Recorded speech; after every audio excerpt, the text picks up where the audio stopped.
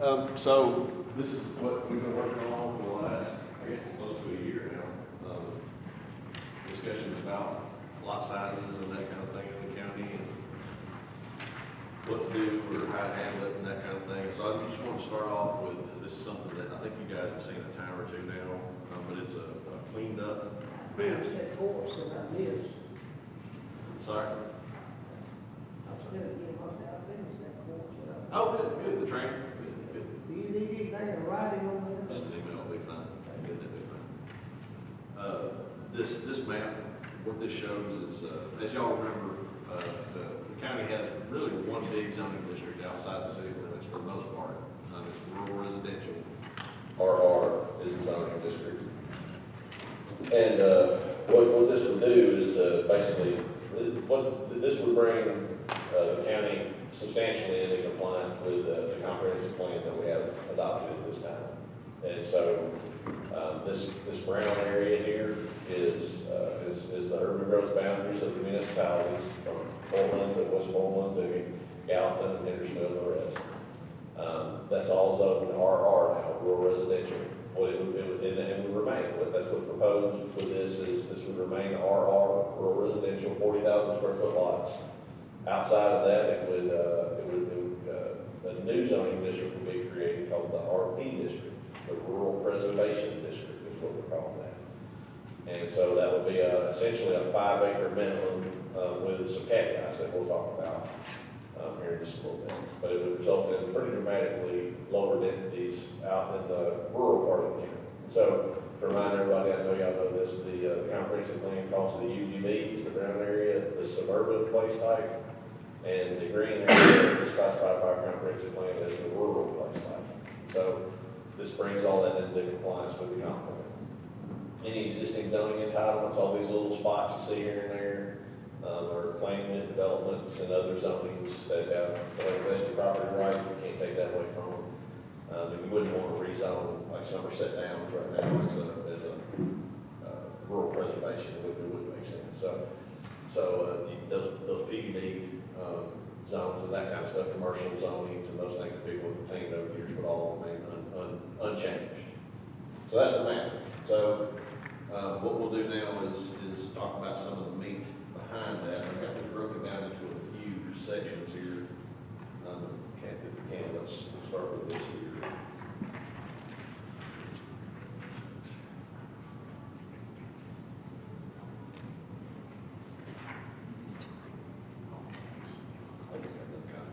Steve may need to get one of those. If I run out of copies. So what this will do, so that's the map, and this thing that I just handed out to you guys. If you want,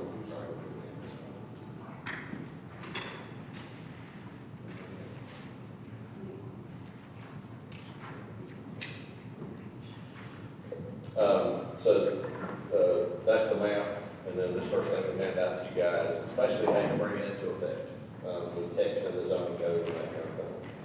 And so we'll kind of go through this stuff page by page. Hate to do it, but it's really kind of the only way.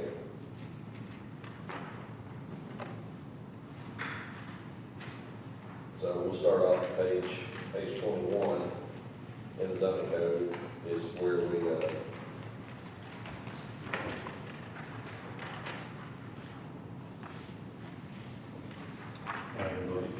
up on the screen. Yes, sir, that's right. So we've added the RP district to our residential districts. So like I said, this is just bringing the text of the zoning code and the map that I proposed there. This is to get them matchy-matchy, so to speak, and make everything the same. After that, what we do is, for the next page there on page 23,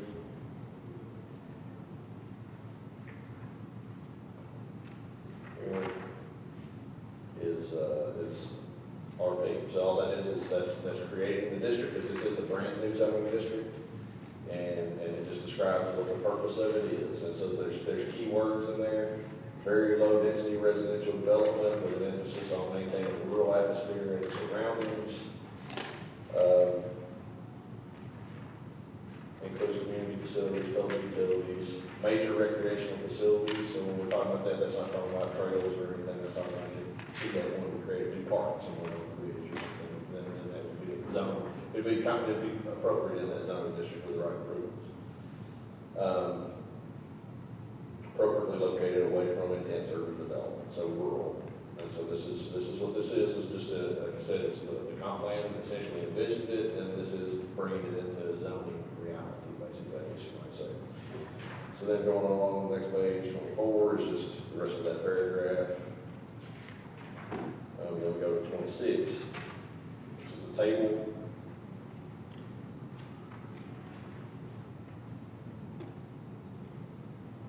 So putting it in the table there, you see RP, rural preservation, is added as a district. 217,800 square feet, 5 acres is the established minimum lot size. You see lot widths and that kind of thing. We kept, the lot widths are basically remain just the same as they were in the RR district. We could increase that to 150 feet or 200 feet, or keep it at 100, whatever you guys want to do there. I did alter the setback from 40 to 50 feet, because the lots would be a bit bigger in most situations, and so a little bit bigger front yard setback, get away from the road. That's something that, when you talk about zoning, one of the purposes of it is aesthetics. It's not just aesthetics, but one of the purposes is aesthetics. And so if you're wanting to facilitate a rural feel as you drive down the road, or the houses are off the road, more rural you feel. If they're up against the road, not so much, right? So that setback could even be adjusted a little further back. So you've got it at 50 feet? Yes, sir. Yeah, got it at 50. It's been 40 in the RR zone historically. Right. Now that said, we do require an additional setback, so it's 50 feet on Corinth Road, or what's another good example?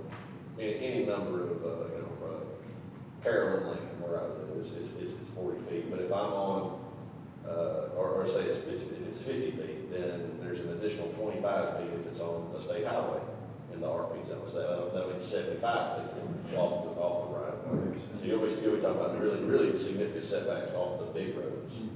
And it's a pretty significant setback off the local streets as well. Okay, so there's that. And then we'll go to something that's a little bit more detailed here to discuss this. And so there's been some discussions about, do you go to a straight 5-acre zoning district, or do you put flexibility in there if infrastructure and those kinds of things are available? And so I've got language in here. What this would do is basically it would allow a reduction in lot size from 5 acres to about 2.2 or 100,000 square feet, provided that public water is available. You can get a fire hydrant within 500 feet of the lots, and it's on a good public road, basically that's at least 18 feet wide. Then you can reduce the lot sizes down to 100,000 square feet. That can stay, that can change, whatever y'all want to do. It's something that's been discussed for a while, but that's what's in there right now.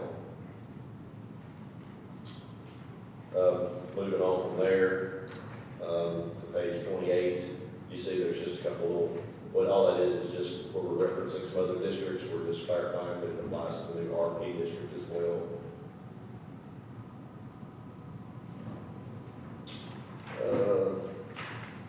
And then the last page, I'm not going to go all the way to that. I guess I'm not going to 164 there. That's just a table that's in there for cell towers. You have to allow cell towers per federal law. And so this clarifies that in the RP zone, that a special exception from the BZA is required, as it always has been. There's a correction there. SR is a correction for RS. That's not a zone district we have. I think the words got backwards, or the letters did years ago, so we should fix that. Then I think the last thing in here on that is on page 201, and I will pull that up.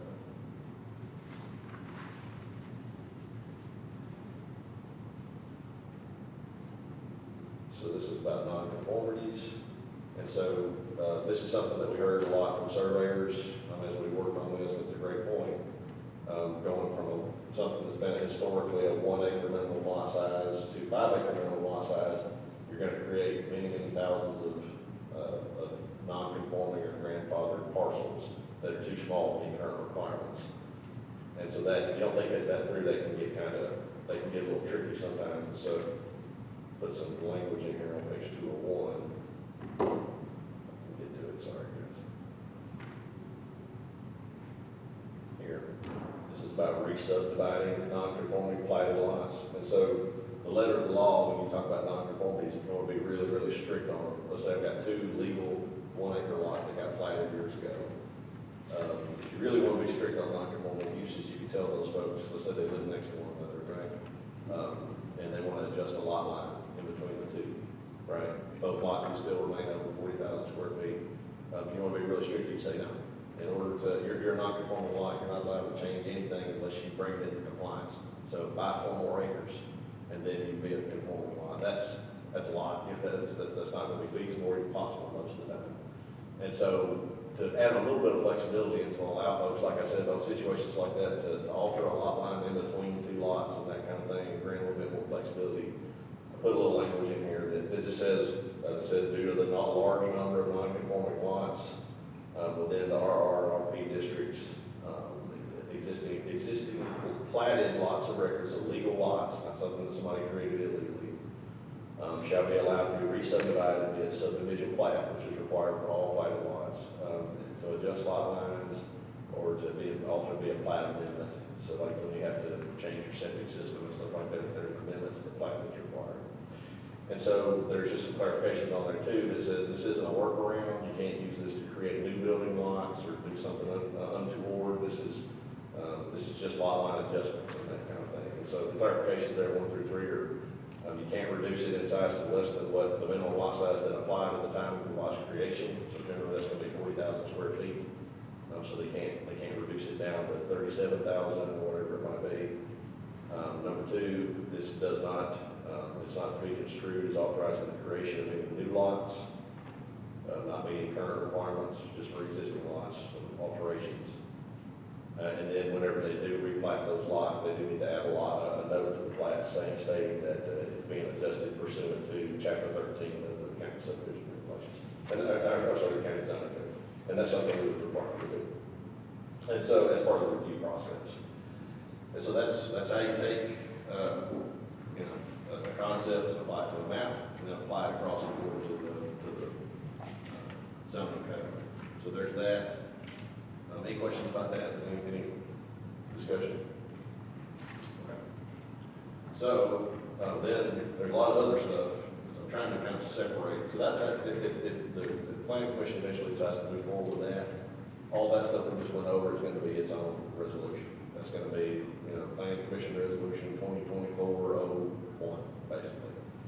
And so then it'll go to you guys for recommendation and the full commission for a vote. We have some other zoning changes, text changes that we want to discuss with you guys too. That are things that staff wants or would like to see, just to help clarify our responsibilities a little bit in some places, to address some trends that we see out there in the wider area, and in the news in Tennessee, and that kind of thing. And so I'll just go over these. And if anybody has questions, y'all know this is a discussion, so just feel free to give me a shout if you have questions. And then I'm going to go over these in no particular order here, just as they are in the sheet. So on page 14 here, you see that I've added language related to wind turbines and solar panel farms. And so it was a little bit, that was one of those things that probably if it came up, we would find a way to shoehorn it into our zoning regulations and say, oh, that's probably, we would have classified it as some kind of essential use or industrial use or something. It hadn't yet really come up. But in looking at it, I realized that our zoning code didn't really just address it head on. And it's a thing that right now with TDA particularly being subject to a whole lot of green requirements, or whatever you might want to call it, there's a good bit of controversy across the state on wind turbines and solar panels, and some other stuff we'll talk about here in just a little bit related to LED battery storage and those kinds of things.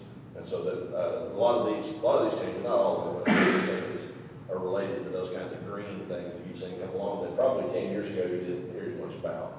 The solar panels have been around a long time, but TDA is having to actively do things now that reduces its carbon footprint and all that stuff. And so they're doing things that have an impact and that people are concerned about. And so, at any rate, we've classified unambiguously wind turbines and solar panel farms are an extensive impact facility. And I'll talk about here in a little bit on the big sheets I hand out how we classify those with the zoning code. Those have a home now under that. And so you see there, we've given them a high intensity classification, so they're like airports, landfills, stadiums and sports arenas, that kind of thing, which basically means that they're gonna need a industrial zone designation in order to do it. Industrial activities on page 18, if you look at the next page there, data processing facilities. And so these are, the stuff like we said, Facebook, there's a lot of these data centers that have been popping up all over the country for all the big tech companies. They have these things all over the country to spread the risk around, I guess, and to store data and that kind of stuff. But another big thing that they've got going on, and I try to watch the news across the state, the stuff that's going on in all parts of the state.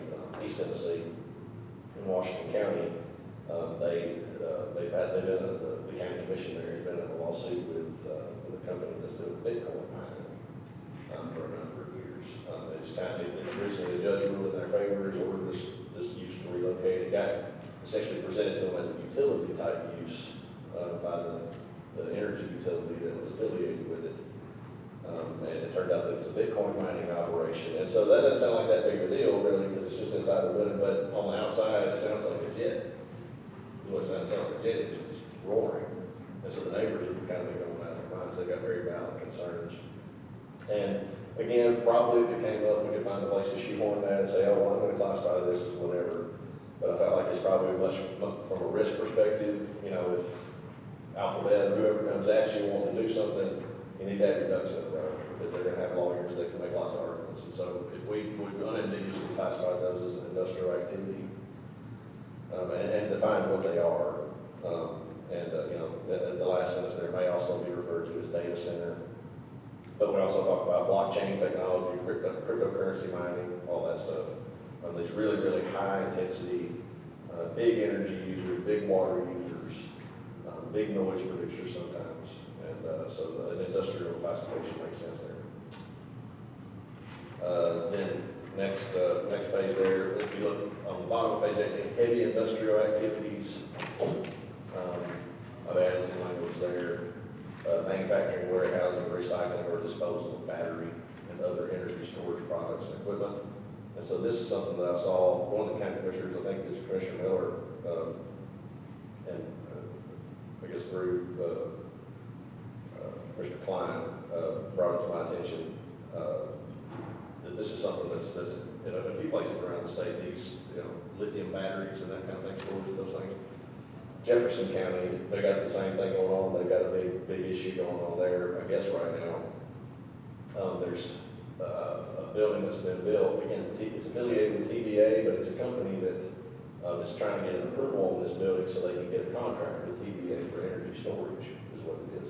So there's 6 million lithium-ion batteries that are going to be in this building. And basically, they'll charge them off the grid, basically, you utilize the energy. And so if there's something that TVA needs to draw down energy for, again, going back to those green requirements, facilities like that one, they'll be able to reach into them and pull energy out, basically, to keep the lights on. And that's all well and good, but in Jefferson County, those folks are rightly concerned, and their county commission is very concerned about the risk of fire. This is in the county. They have volunteer fire departments like we do, limited water availability. Metro would have a lot of trouble putting out a lithium battery fire. That would be a big deal. So at any rate, we've stuck some stuff in there on that. Anything related to battery, energy storage products is classified as a heavy industrial use. And so again, that would require an industrial rezone. So those are some new things that I've added. I think we'll return to that in a little bit and show you some more stuff on that. But then on page 60, this is something that we talked about early on in this process. Very few jurisdictions in Tennessee, especially cities, they don't have their own school systems. They don't generally look at school adequacy and that kind of thing as far as, they look at water availability, sewer availability, electrical, whatever, but they don't really look at schools too much. But I feel like the county government definitely makes sense, since counties fund schools. If somebody comes through with a residential PUD, to take a look at schools, school availability and that kind of thing. And so we've added something for adequate public facilities. They already have to show us water availability and sewer availability, traffic studies, all those things. This would just require them to confer with the school system in order to confirm that the relevant schools will be utilized by the residential planning and development, possess adequate capacity to support the proposed development. So that's just so everybody's informed. Here's where the school is, they're bringing it to wherever it's, 60% capacity to go, they're bringing it to this one's at 120% capacity. We need to have a discussion, right? So it's just basically to make sure that discussion happens, which I know it would, but that hasn't been a requirement for them to really take a look at that in the past. Now again, that wouldn't apply to the by right developments who have a zoning right already. They're baked in, basically. You can't deny one of those for school issues. If somebody looking to rezone property and gain an entitlement and additional density, I don't see any reason why the county commission certainly can't have that conversation with them. Next page 107. We'll get, some of these will be kind of technical. Just one of the things, there's a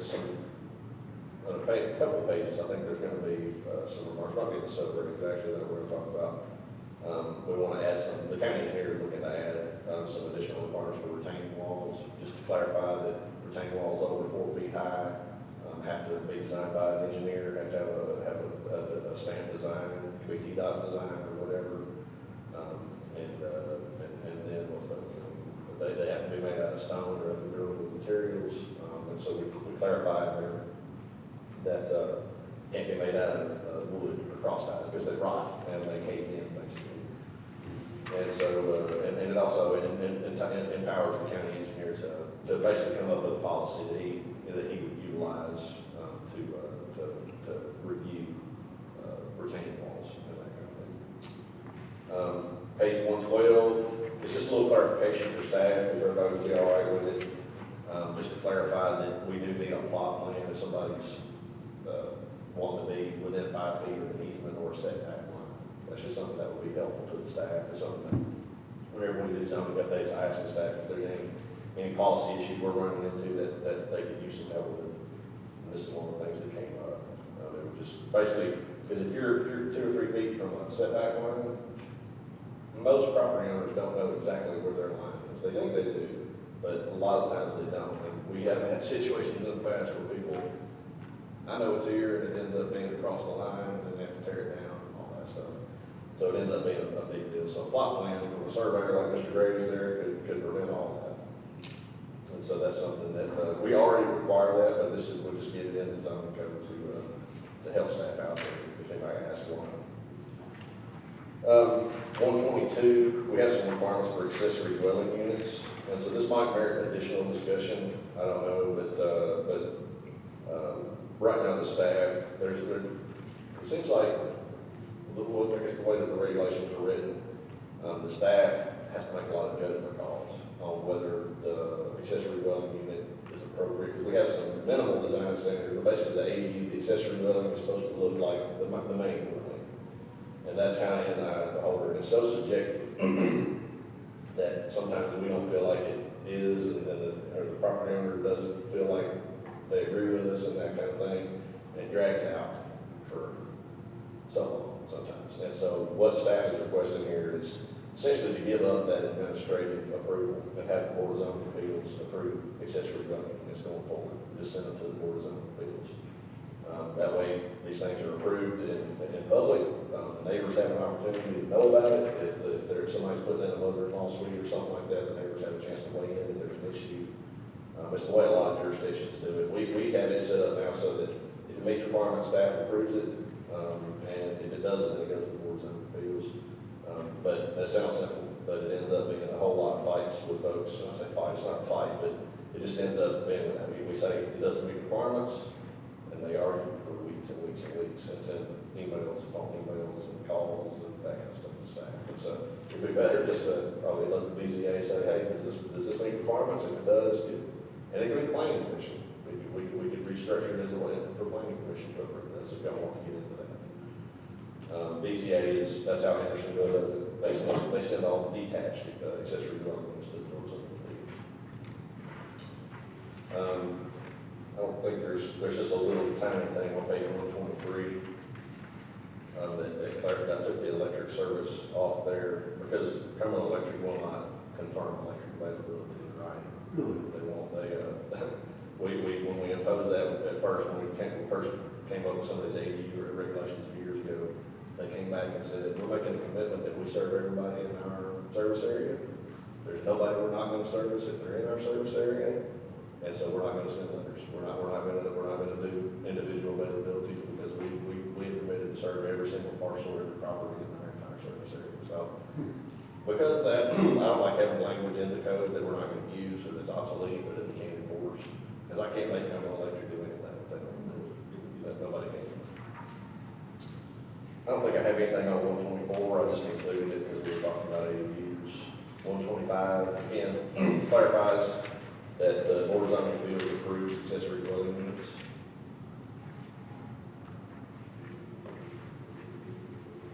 Um, 300 there, skips all the way to the end of the zoning code. That just clarifies the battery disposal, manufacture, all those things are heavy industrial use. And cryptocurrency mining operations, we clarify that we classify those as data processing facilities. Data centers or data processing facilities on page 302. 308, server farm or cluster. I'm using something colloquial, because people will say it's not a data processing center, it's a server farm, or they'll come up with something. And so it's trusted me when I say it's better to have it defined a few different ways, because people will try to work around. And that's it on that one. That's it on that. There's a lot there. And so I know that probably has a lot to chew on. And then on the big sheet here, if we look at that, this is our land use activity table. This is the thing that if somebody comes to us asking, can I do this thing, whatever it is, this use on my property here in the county, per the zoning code, this is what we use to figure that out. And so on the first sheet, you see that RP zone is added, and you see all the different uses are added there with it. And those are all the same, I believe, as in the RR district. I don't think any of them changed. So the allowable uses or unallowable uses would all remain the same in the RP zone. You see all the way, this is a little change here on the 297, far right there. I did change adult entertainment from special exception to not allowed in the light industrial district. I do believe that Springfield said we have to allow it somewhere, so we're going to allow it in the heavy industrial district. Josh, when it says special exception, does that mean it's got to get a zone change, or? If it's a special exception with the statute, it's a Tennessee Code, Title 13, it authorizes boards of zoning appeals to approve special exceptions. And so what that means, that doesn't mean that they have the right to just go and approve stuff willy-nilly, although it has happened in the past in certain places. What that means is that it says, what the statute's exact language is something like,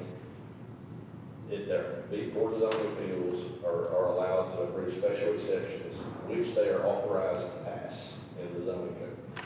And so what that means is that they have to look at whatever it is, if it's construction, sales and services, or industrial use, and look at the standards that are in the zoning code that the county commission has put in there when they approve the zoning code.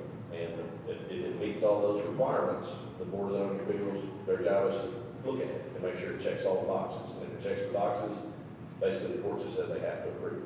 If it does not check the boxes, if it says you have to have 15 acres and you have 10 acres, they're not allowed to approve. They may not approve, but if they do, it will be overturned.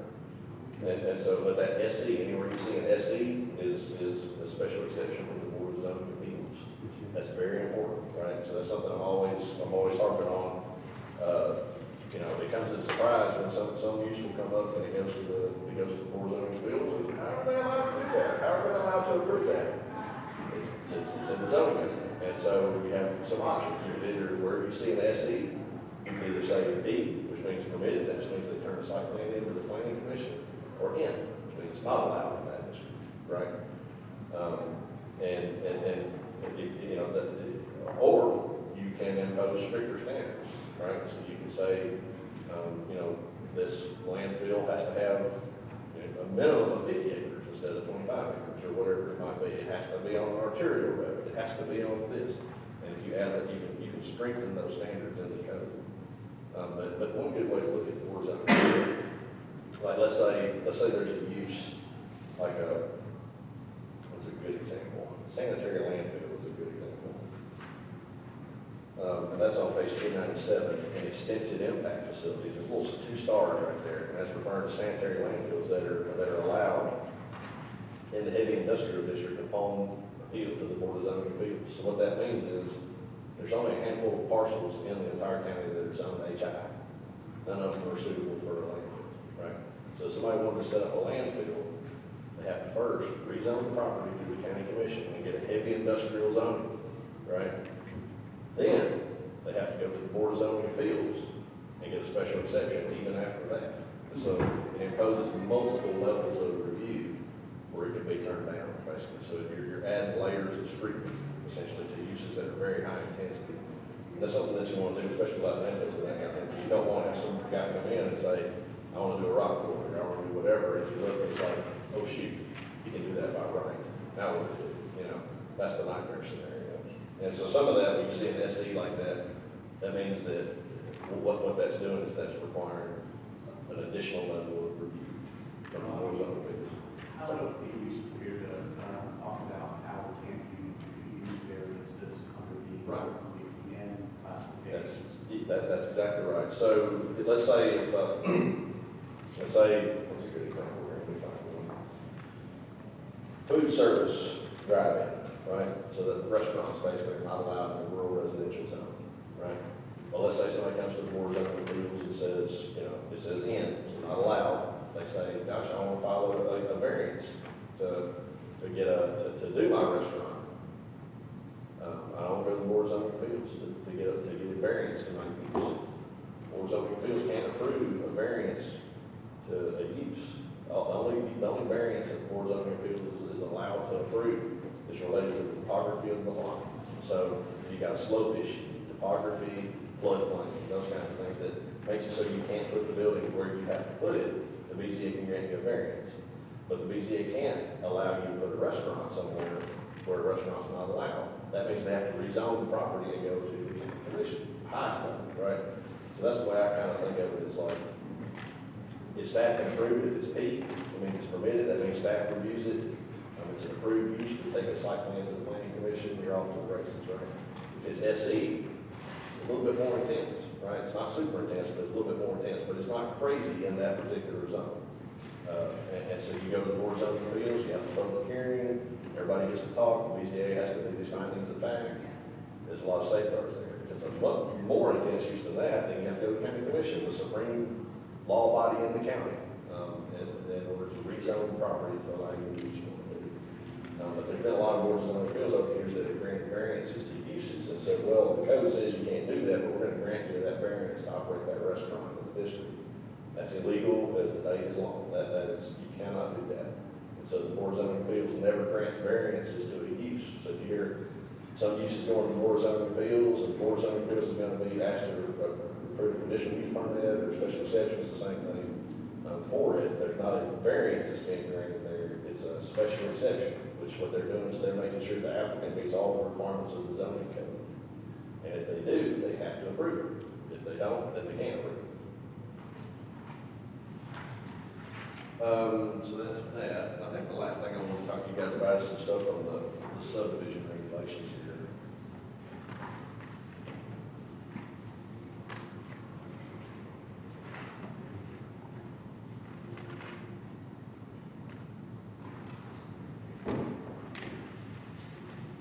What has been the regulations on retaining walls? There's really not any. Just that you can't put them in a drainage easement, those kinds of things. It's kind of ambiguous language that talks about, we have, there's a section of our zoning code that talks about fences, walls, and edges. And so it just kind of lumps all of it in there with that. And that's one of the things that Marshall he's been experiencing some difficulties in enforcement and implementation there is because there's no real clear standards for him to go by. He kind of has to rely on his professional judgment, which is fine, but it's real helpful when folks want to kind of argue about a point or whatever, and say, well, here's what the zoning code says, and, you know, this is in the code for this reason, and here's why. And so this, what we're really doing, we looked at some other places, like Franklin has got several pages of retaining wall regulations for, you know, because they deal with like multifamily uses and all this other stuff. We felt like just addressing it very simply in the zoning code, if possible, would be good. And what about concrete block walls that are, my base, they're all hollow. But it's retaining probably 3 to 4 feet of earth. That in the case of liquefaction is probably a little bit all over. Garden walls that would be 6 feet or higher are still subject to strong winds. Is he going to look at those as well? Any exterior retaining wall, yeah, in order, they require a building permit on it if it's over 4 feet, I believe. Okay, so even if it's not retaining anything, it's just a wall. A standalone wall? Yeah. Well, we don't see that too often, but I mean, if it did, I don't know, I'd have to defer to Marshall on that. But no, what we're talking about is retaining wall that's actually holding back earth. Anything over 4 feet. Yeah, over 4 feet, and the reason for the need additional permits is obviously if it topples, it's a big deal, especially if it's close to the house. Yeah, I think in California, you're only allowed 2 foot wall. Earthquakes. Hurricane before you have to put steel solid ground, at least a few of the cells. Yeah, and so he doesn't get to the point where he's like designing it for them, but what he does is if it's over 4 feet, and I'm kind of speaking for him a little bit out of my comfort zone there, but if it's over 4 feet, he will require a design to be submitted, that is designed by an engineer. And they can use like TDOT standard specifications and those kinds of things. And so on retaining walls, that's in the table of contents, I just added a little section there for retaining walls. I'll show you guys what we've done there. Here in a minute. This is all, again, kind of probably just jumping around a little bit. We've added some requirements here for preliminary plats, some things that, one of which, letter of agency, Richard Taylor required that already. What that is just a letter from the property owner signs where they're authorizing Richard, or whoever their agent is, to submit an application. Sounds like some bureaucracy, but what happens is you have family members sometimes that are fighting, and somebody decides they're selling grandma's property.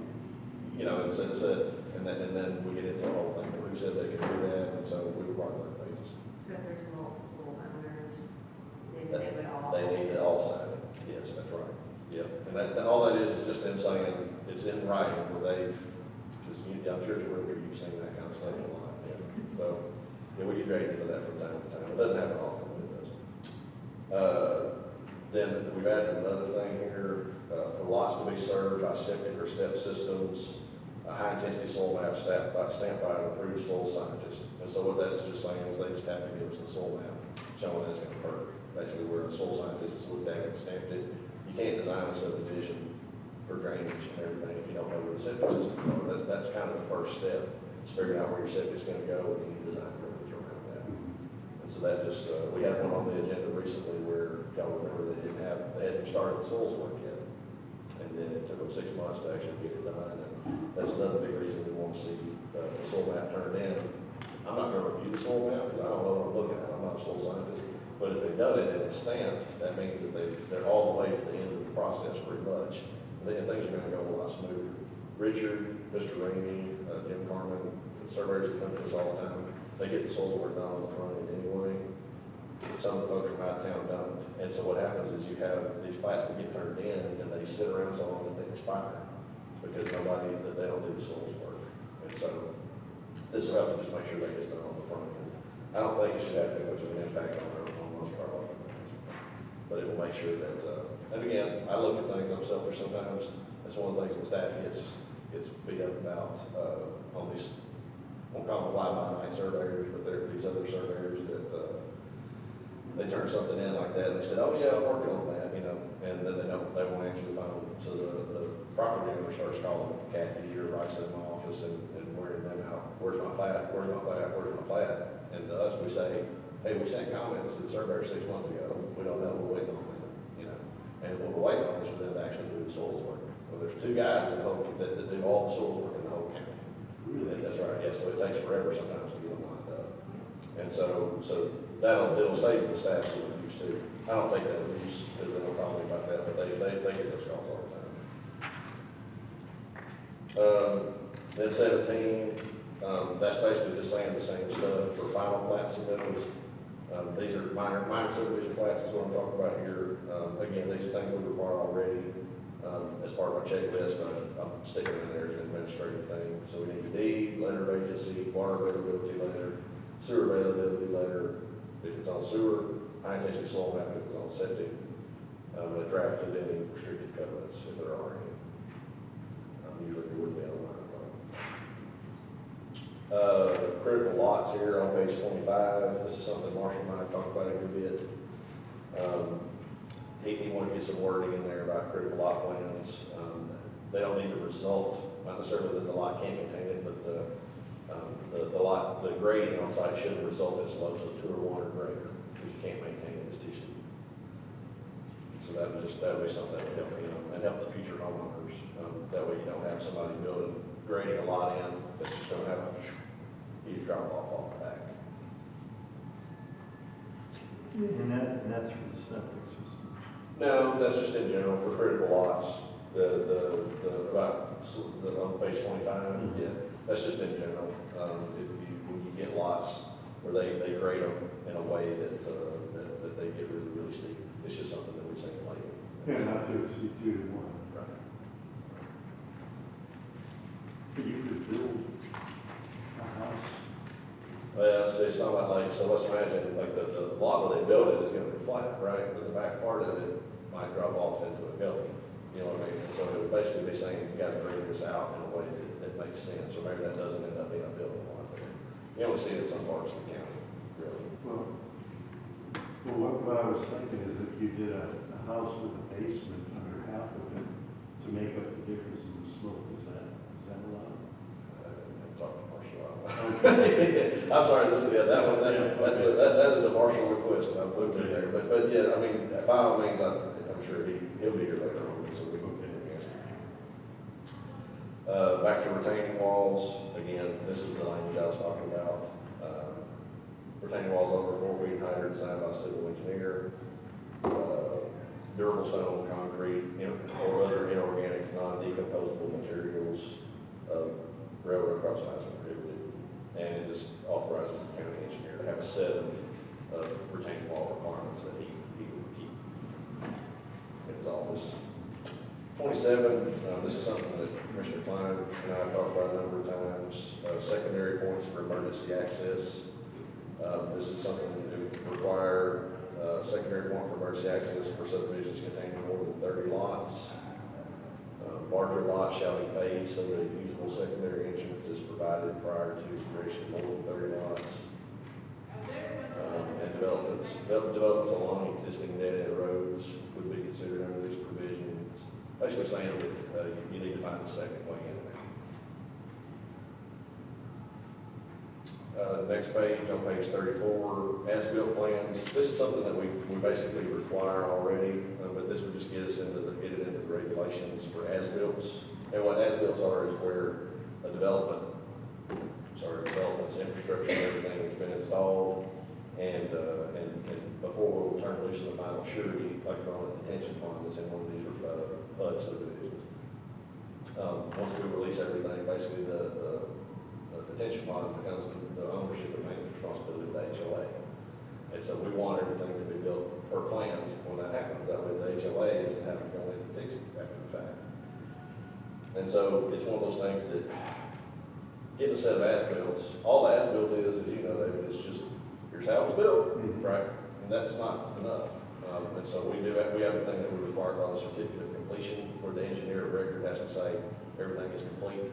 But we also, what we're saying is on the as-built plans, we want the engineer of record to say, there's a signature block going to be on the as-built plans that says, I, insert name, being a licensed civil engineer in the state of Tennessee, hereby certify that the improvements depicted hereon have been constructed in accordance with the construction plans approved for this development. And so what that's saying is, not only are these as-builts actually match what's on the construction plans that have been approved. That's our kind of, I like a belt and suspenders kind of thing that just ensures that The HOA is not getting the shaft, basically, is really what it is. What if there was a deviation based on an unknown? We do amend, so through the process, obviously, the set of plans that initially get approved are not, you know how it is, you're gonna run into things in the field that you didn't realize were there, problems. And so plans get amended over time, and the engineer has to sign off whenever they make any changes to the plans.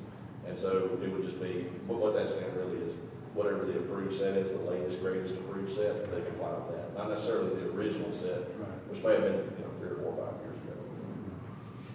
Does that answer your question? Yep. And then, I think about the end. Yeah, the last thing here, page 35. This is not something that comes up too often, but just like anything else, as Richard knows, it's the 10%, right, of folks that cause 90% of the regulations and the rules. That's just life, no matter where you go, in government especially. We put something in there that basically says burning a brush. This is in Don Schmidt's district. There was a subdivision, outline subdivision that's going in right now. Good development, but they burn brush for months. I'm talking 3 or 4 months. They were burning every day. And so the neighbors were getting riled up about it and that kind of thing. And so there's really nothing we can do about it. I'm hesitant for us to step off into fire marshal territory and that kind of thing and start policing that kind of stuff. But we put some language in here that just says burning of brush and other debris is generally discouraged. County planning and engineering staff are empowered by these regulations to require. This is for developers, right? So this isn't homeowners, right? You don't care if you're burning brush at your house, but if you're a developer making a big old brush pile in the middle of a built-up area, we care. And so it says that we're empowered to require that brush and other materials instead be chipped or otherwise removed from the site if the burn activity is in proximity to other existing subdivisions and will result in unsafe conditions. And then it clarifies they have to get any state permits as well. And so what that would mean is during the pre-con, we were talking about this, they didn't do a pre-construction meeting before they actually start grading the site and taking down trees and stuff. So we were talking with them about it, and if it's well away from the built-up area, no big deal. We'll probably work with them and they can pile it up in the middle of the site and burn it. It's not too big a deal. But if they got subdivision that's around 3 sides of them or whatever, we're probably going to tell them no burn. You can't burn, and you'll need to chip it. And I see folks all the time. Hendersonville you can't burn. Gallatin, I don't think allows you to burn as part of the development. Most cities don't. County it's different. We're a different ballgame out here. But there are parts of the county, as y'all know, that are pretty built up. It's indistinguishable from the cities. And so just in those situations where it's a built-up area, we want to be able to at least try to have some teeth. Yeah, your neighborhood would be. Right, that's right. Yeah, because if it gets away from you, then we do. Big problems. And we see folks too using these wood chips for stormwater controls and that kind of stuff. I see it in Gallatin all the time. They have Swagger, their stormwater manager. They'll chip all the wood. They have a big pile, and they would use it for burners to divert stormwater to the detention basins and that kind of stuff. So there's use to be made of those wood chips on site. So we can encourage you to do that. That's a lot. That's a whole lot. I know for the 50 minutes that we've been here talking. But if anybody has questions or anything, I'll be glad to try to answer them. Any questions? So the UTV would, at this point, is remaining 40,000 square foot lots. That's what's in there right now, yes, sir. And what you and I were talking about today, the possibility of incentivizing builders to go with lower density, something like The rural estate cross section. Yeah, the estate Sure. cross. Yeah, the incentive there because it's less infrastructure costs, that kind of thing, for Right. no sidewalk costs, those sorts of things. Right. So what we were talking about was a way to incentivize the urban growth boundaries so that they would remain unannexed and incentivize the builders to go with the lower density than 40,000 square foot lots. And I'm racking my brain to try to think of things we can do. Obviously, that cross section has a much less intense road detail, no curb and gutter. no sidewalks required. That's a huge savings to a builder to incentivize him to go with a lower density. I'm trying to think of other things we could do. Commissioner Miller and I talked about something other than paved driveways. She and I disagree on that a little bit, but that's okay. You know, that's why we're talking about it, is to see what would be acceptable to our constituency. Obviously, it's a little different in District 6, where I am at, than where you guys are at. I would say, Commissioner Holmes, your area is a little more rural than Commissioner Miller's is. And Mr. Williams, I don't know what area you live in, but I think it's fairly dense, isn't it? Lot 4 is where. Oh, Lot 4 Road, okay. Even Mary's. Yeah, and that's, you know, you still have farms out there, and then you've got very tight houses along the coastline of the lake, so all of us, I think, have UGB areas that we serve. All live in one. And yeah, and for me, it's right across the Shade Creek, so I think that is something, you know, since our constituency, and I think all 4 of us would say this, that the people want less density rather than more density. And so we should look at ways to incentivize the builder who might buy the farm to go with a less dense option on his PUD or whatever he was going to do. So. And then one of the things with the rural state cross section that I think from a lot of the different departments' perspective, the reason why it's sometimes advantageous is as y'all know, the by right of the property owner can just go and cut the farm up into 5-acre lots, run a gravel road back there, and the neighbors will fight it out for the next 50 years over who has to maintain it and all that stuff. And D911 won't be able to find the houses. The county, we can't find the houses to do inspections, all that stuff. One of the rural state cross section, one of the reasons it was come up with was to make it so that the builder who has to make money at the end of the day has a road that costs less money, but it's still a decent, good public road that they can build, they get a little bit more density out of it. But the public gets, you know, a public road that an ambulance can find, school buses can find, can turn around, fire trucks can find, and that is, you know, you don't have all the constant fighting over easements and that kind of stuff and all those issues. It's very simple and straightforward.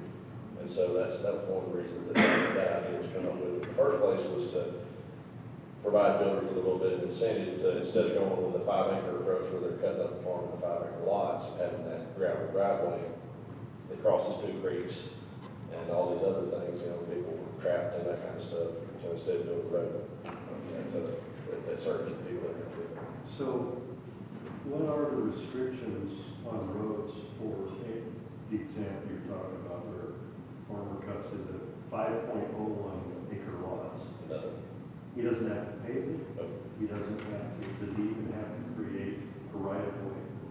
Nothing. No, they're just, usually there'll be an easement that'll go across multiple properties. That'll talk, you know, the boundary survey will talk about shared driveway, where everybody will have the right to use it and that kind of thing, supposedly at least. And usually there'll be a driveway agreement that'll be recorded with registered deeds that governs who takes care of it, how they pay to put gravel down or pave it or whatever it might be. But it's a private driveway. We don't restrict them or provide any regulations. And essentially, that's really no offense to the surveyors. That's how the surveyors wanted it. That's what they want. They wanted to be able to cut the farms up into 5-acre lots and have no planning commission scrutiny. That's the point. And so that's the product that you get at the end of it, which is, from our perspective, is not great because we end up in, and surveyors end up in the fights too, where the road's washed out or the driveway's washed out or whatever. Who's going to fix it? We wish the county would take this road over now. This is, we can't afford to take care of this road. And back in the day, the county used to take those over all the time. And that's why you have so many little dead-end county roads, is they would take over the driveway. The county commission cut that out years ago. So the county had a G12 cap and would Yeah, they just, they couldn't release it, that's right, and they come, that's right, they would come to the road committee and the county commission, and they would take it over as a public road. And so instead of doing that, the thought is having the developer build an actual public road with a base, and, you know, that's compacted, and it's gonna last a long time, with good, you know, the asphalt base will require a lot of stuff. So is there a way, I mean, that sounds really counterproductive to not have a paved road that would be sold to the county. Is there a way to still allow 5-acre lots where you do require any access to a 5-acre lot? They get with the rural estate cross section, they're able to, the minimum lot size is 2 or 3, you know, but they can certainly do 5-acre lots. So we've had 1 or 2 guys that have done that have brought in a rural estate cross section, that's gonna be a public road, and all the lots are over 5 acres. But you have, what we're proposing here is we're going to have a 100,000 square foot lot minimum. Right. Because you can't make them, you know, if it's over 5 acres, you can't make them build a public road, certainly. Can't do Is that a state law? it. Yeah, Is that that's state law? right. Yep, Okay. yep, because they're exempt from county subdivision regulations. Okay. I suppose the other alternative would be to create another zoning requirement, I guess, that would be something larger than 100,000 square foot lot. It would still be under 5 acres, but And you then- run that fine line. Right. I think if I was you know, if I'm the property owner and I've got the option of, I can do 4-acre lots and then I have to spend $600,000 to build a road, or I can do 5-acre lots and I spend nothing to build the road. I get my friend with his, you know, his dozer company cutting the road for me. You know, it's a no-brainer. I would think they would just go 5-acre route. Yeah, so there's an area there where we have to kind of figure out the balance. Okay, well, that's the only question I have at this point in time.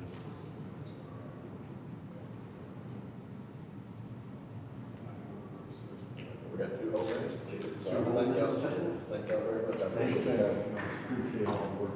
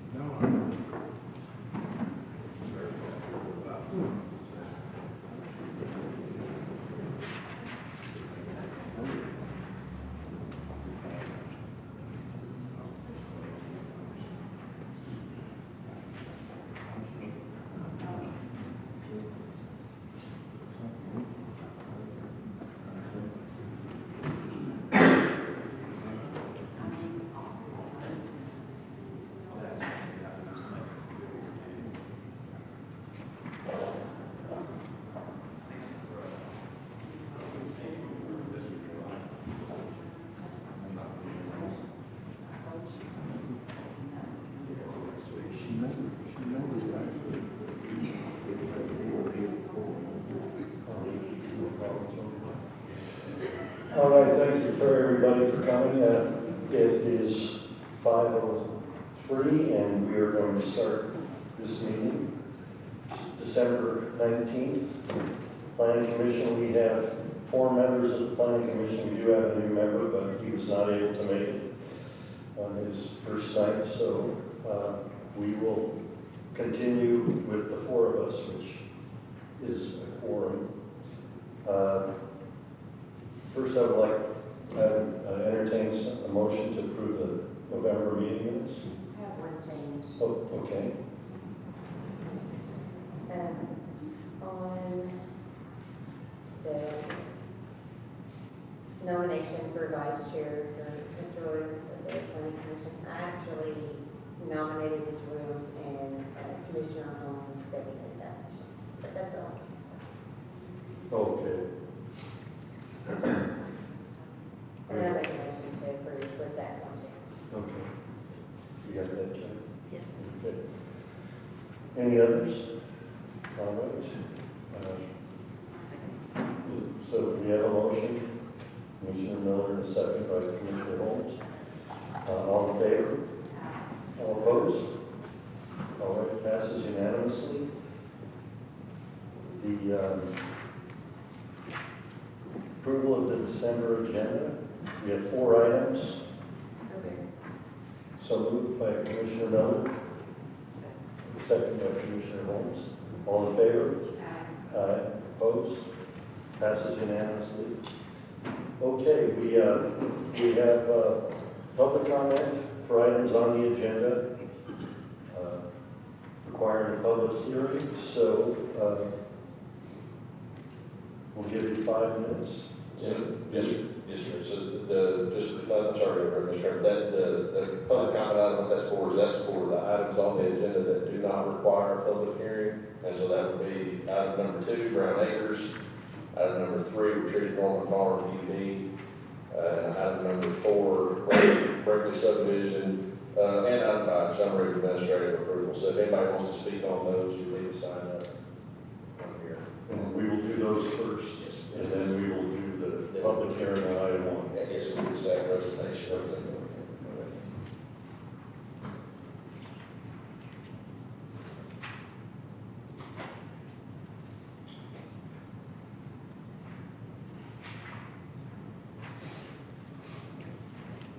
So, Mr. Chairman, for the only person we had signed up for any of those items was Kevin Atwood from the Gentleman's Company. And Mr. Atwood, you just want to be available for questions, or do you want to make a presentation?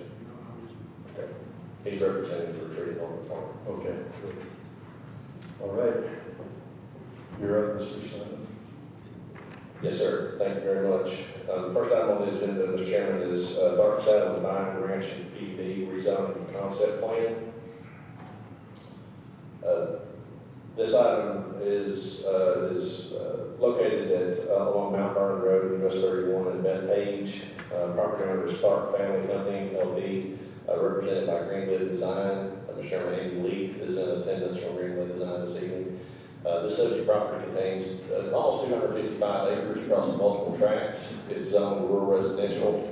They're requesting to rezone the property to planned unit development, or PUD, PUD, as people will refer to it. It would be a commercial planned unit development.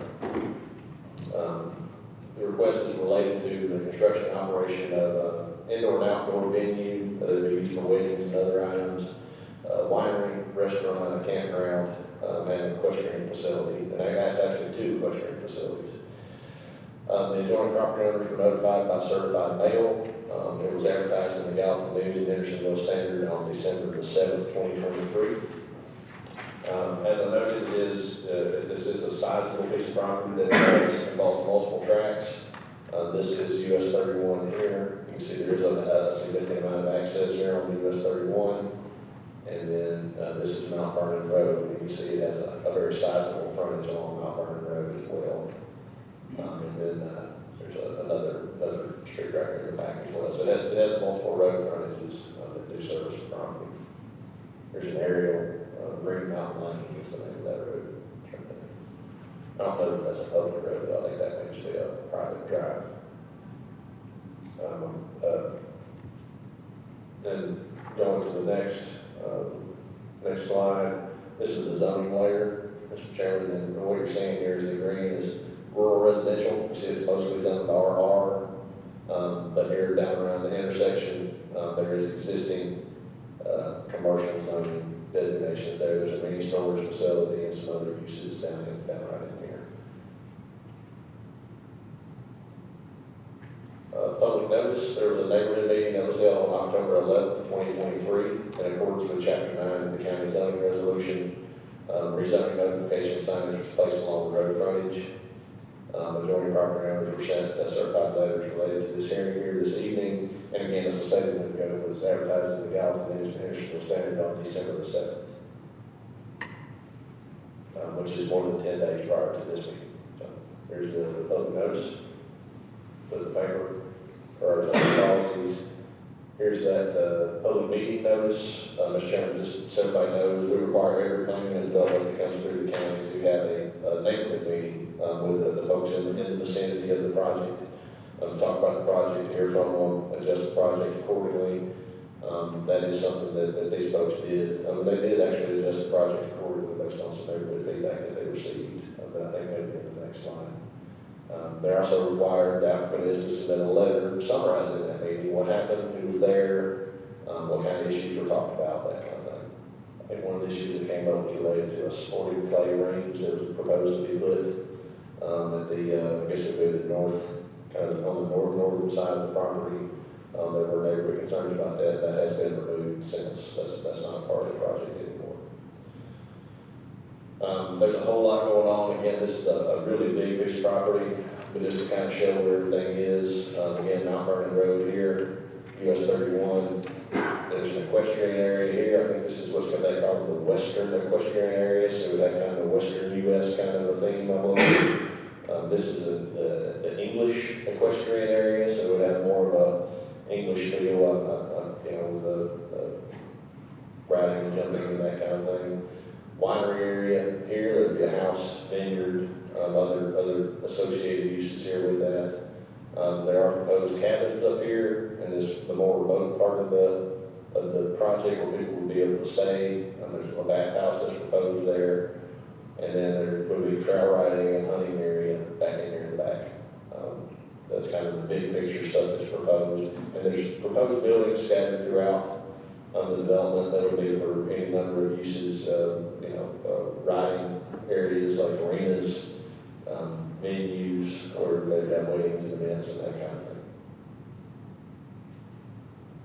thing. Concept plan here, multiple sheets that were provided by Greenwood, and again, this is that winery area right in here. You can see the driveway and parking area and some other stuff there.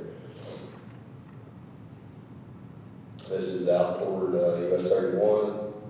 This is the English, I think I'm getting that right, the English riding area.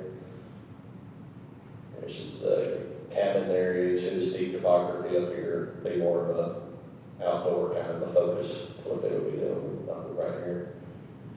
Proposed uses, we had a good bit of back and forth, some comments on proposed uses and that kind of thing. We do encourage folks when they submit things to make sure that the uses that they're proposing are on the concept plan. So if you don't show a golf course, you can't put a golf course on the proposed uses, those kind of things. And so they did some revisions and did a good job with complying with that requirement. So you see some of the uses that they define here. Obviously, farm activities would continue. A good number of these activities would probably have some agricultural protections that they can do by right. Wineries and those kinds of things have some protections. Equestrian facilities may as well. Indoor and outdoor venues. To some extent, there may be some ag exemptions there. Restaurant. It all gets a little bit hazy. The legislature has made some of these ag exemptions a little bit hazy. Campground would probably be a little bit outside of that, but it is obviously a very rural and rustic type use. And then trail riding areas and walking paths and that kind of thing, take advantage of the topography that exists on the site. And so they did submit what we call a pattern book, which is just kind of a visual depiction of how things are going to look, architecture. It's not exact, it's not a set of building plans necessarily, but it's really a conceptual overview of what's proposed for the development or the project. And then architectural representations, visual representations of what all these different things are going to look like. From signs to buildings to awnings, stuff like that. And so you see this is an overview that they provided here.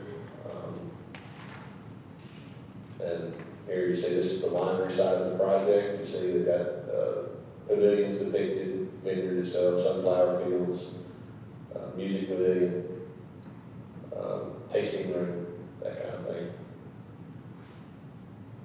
Then here on 31E, this is the English writing facility. You see an event center up here, horse barns,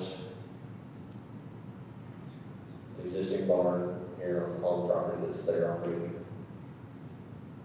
And we're back on 31, back on Mount Vernon Road, the western riding facility. You see horse barns, concession areas, that kind of thing. And arenas here where they'll be riding, doing the horse riding and that sort of thing. They did provide some idea of what signage is going to look like. You see they do have signage that's proposed along Mount Vernon Road here and along Highway 31E. So this is the look that they're going to go for. They'll need to get a sign permit for that whenever the time comes before they put the sign out. So we went by and took some pictures here. We mostly stuck around the Mount Vernon side of the project, but we drove up into it to some extent. Didn't want to end up on somebody else's property, but we rode back in there a ways, just kind of give everybody an idea of what it looks like.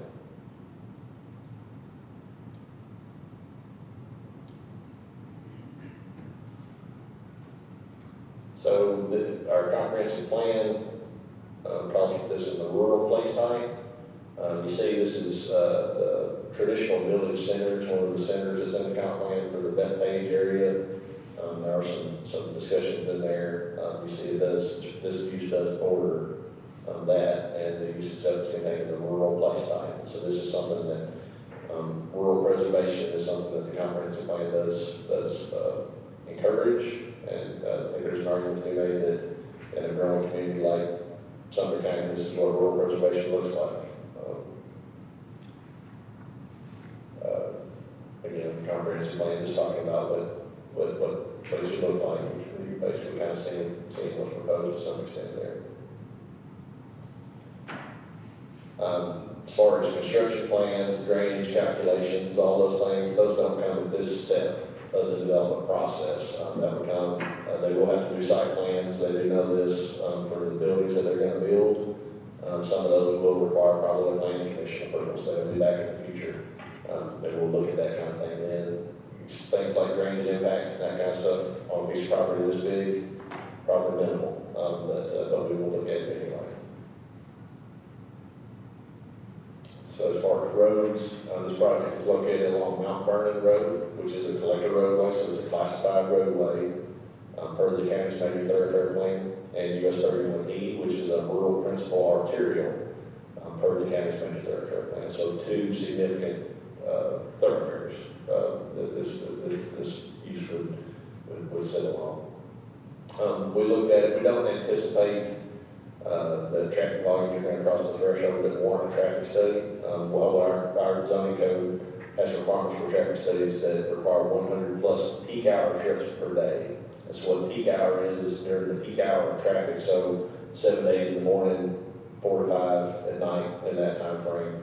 If your use is generating more than 100 trips daily at those hours, we need traffic study and we need to look at traffic improvements and those kinds of things. This is an off-peak type use. This is usually a weekend type use and that kind of thing. We generally not have much rush hour traffic at a use like this. That said, planning commission may require a traffic study. If you guys want them to come back, go to do that and come back. But I will mention, and I have it available if anybody wants to look at it. We can pull it up. But the TDOT is going to be completing some pretty extensive safety improvements at this intersection at Rock Ridge Road. We got an email on that a few months ago from TDOT. That's going to include striping, flashing signalization, and those kinds of things here at this particular intersection at Mount Vernon Road and US 31.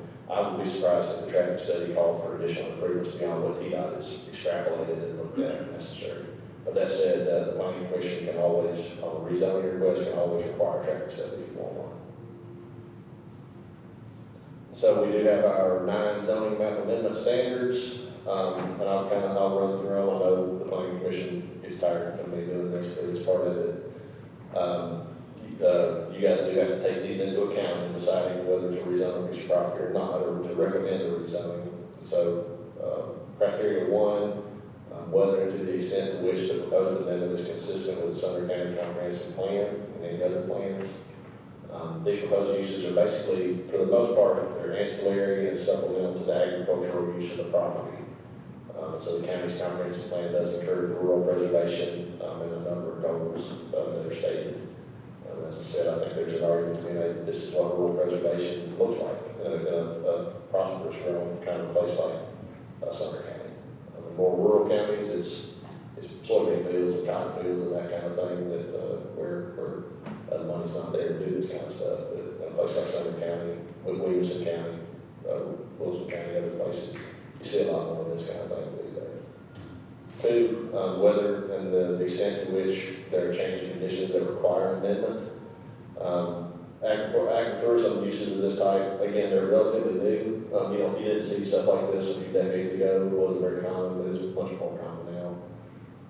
But that said, due to the combination of uses that they're proposing, PUD is going to be required in order for them to do everything that they want to do. 3, whether and to the extent to which the proposed amendment addresses a community need. This is a little bit more objective, free market based, I guess. The applicant feels like there is a need. They've done their research and they feel like something like this could succeed here. I'll defer to them to explain that to you guys. And 4, whether and the extent to which the proposed amendment is compatible, and is appropriate for the land. It's located along 2 significant county roadways. There's limited residential in the vicinity, particularly across Mount Vernon Road and a few other places. There's a lot of agricultural type activities in that area. And in addition, there are commercial uses, as I mentioned, at the intersection of Mount Vernon Road and US 31, some of which the code's office probably ought to stop by and look at. 5, whether and the extent to which the proposed amendment would result in a logical and orderly development pattern, or whether it would deviate from a logical and orderly development pattern. Just to reiterate what we said before, it's on two major roads, approved commercial uses are in the vicinity, and again, as I said, this is ancillary to the agricultural use, for the most part. 6, whether to the extent to which it would encourage development prior to the availability of services and infrastructure. Water service is or will be available. These folks may have they may be on Cascade Springs, that they water. That tower is near completion. They'll have to provide water availability letters on any buildings that they're going to build. Given the size of the property, septic service would be available there as well. And again, it is on 2 classified roadways. 7, would result in an isolated zoning district unrelated to the adjacent land. It's a planned unit development, so you can have PUDs for almost anything. And so this is essentially seeking to monetize an agricultural type use, which is compatible with most of the county. But that said, there are other commercial uses as well right there in the immediate vicinity. For 8, related to adverse impacts, we have had no real estate appraisal or any other expert testimony. And so as we talked about probably in some training, there's a court case in the state of Tennessee that says, if somebody says that something's going to lower the property values and that kind of thing, if they don't have an appraisal in hand, the planning commission can't take that into account. It is not material evidence. And then 9 would result in environmental and other degradation, and no, we don't anticipate that. There would certainly be some increased traffic, that kind of thing. They would need to, hours of operation and that kind of thing. Something would be something that would need to be looked at. If any noise and glare and that kind of thing would need to be looked at as well. And again, stormwater would need to be addressed on site. So next steps, at this meeting, the planning commission is being asked to make a recommendation, positive or negative, regarding this request. After the planning commission's recommendation, they'll go legislative for 2 readings, and then the full county commission, so it's basically a 3-month process. And of course, the county commission can refer things back to planning if they wish. If it's approved by the county commission, it would be effective at that time, and then they would need to start filing site plan applications for the buildings that they want to build. So, Mr. Chairman, there's example motions on the screen, the first of which is to provide a positive recommendation to the Sumner County Commission, or a negative recommendation. The positive item has a condition there that site plan will be required. And of course, deferral is always an option if the planning commission wants additional information. So that concludes my presentation. Mr. Lee is in the audience, as I mentioned. We do have people who want to speak to the issue. Yes, sir, we have one person that signed up to speak for the public hearing. Okay. That's Craig Hunter. Just brief time, and then on. I'm sorry, you need to come up here and talk to the microphone.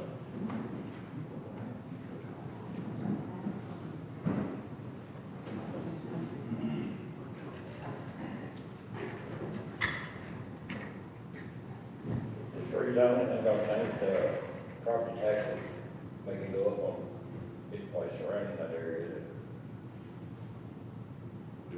Yeah, That's a question that comes up quite a bit when it comes to when rezoning is coming through, and I think that probably the short answer is no. No, it's not something that is gonna cause anybody's property taxes to go up. They have to, now that said, I'm not a property assessor, that's an elected office. Property assessor has to look at your property and determine what it's worth on the market, you know what I mean?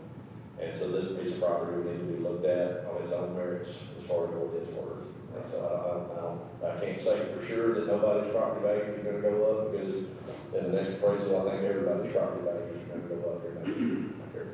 That's right. Yes, sir. Alright.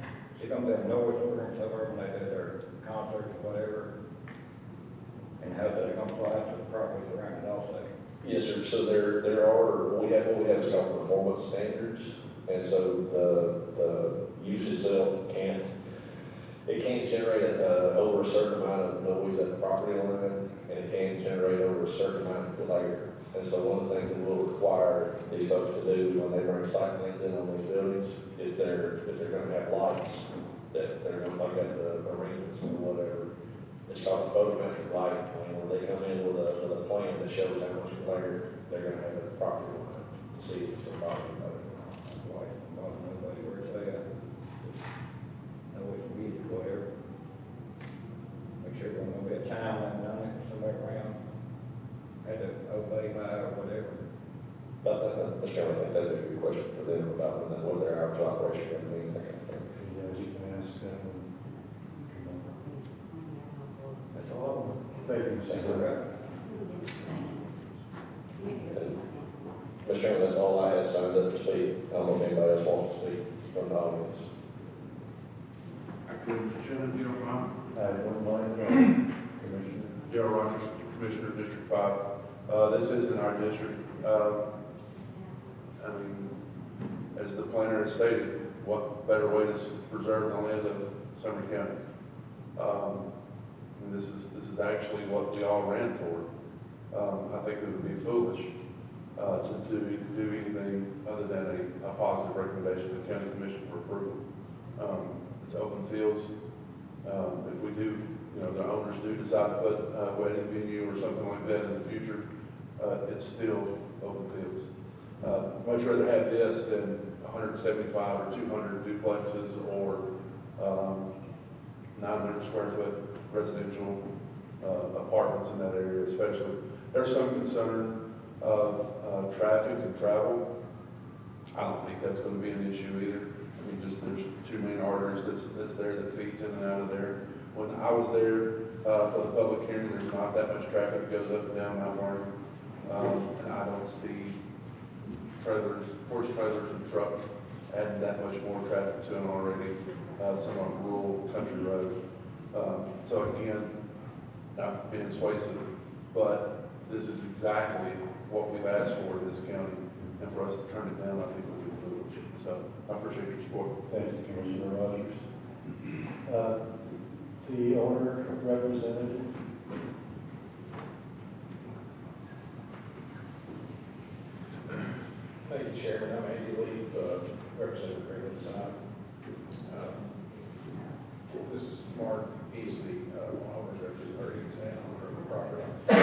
So, Speak up, please, I'm sorry. yes, is this on? Yeah, it's on. You need to get, you mean the tall portion.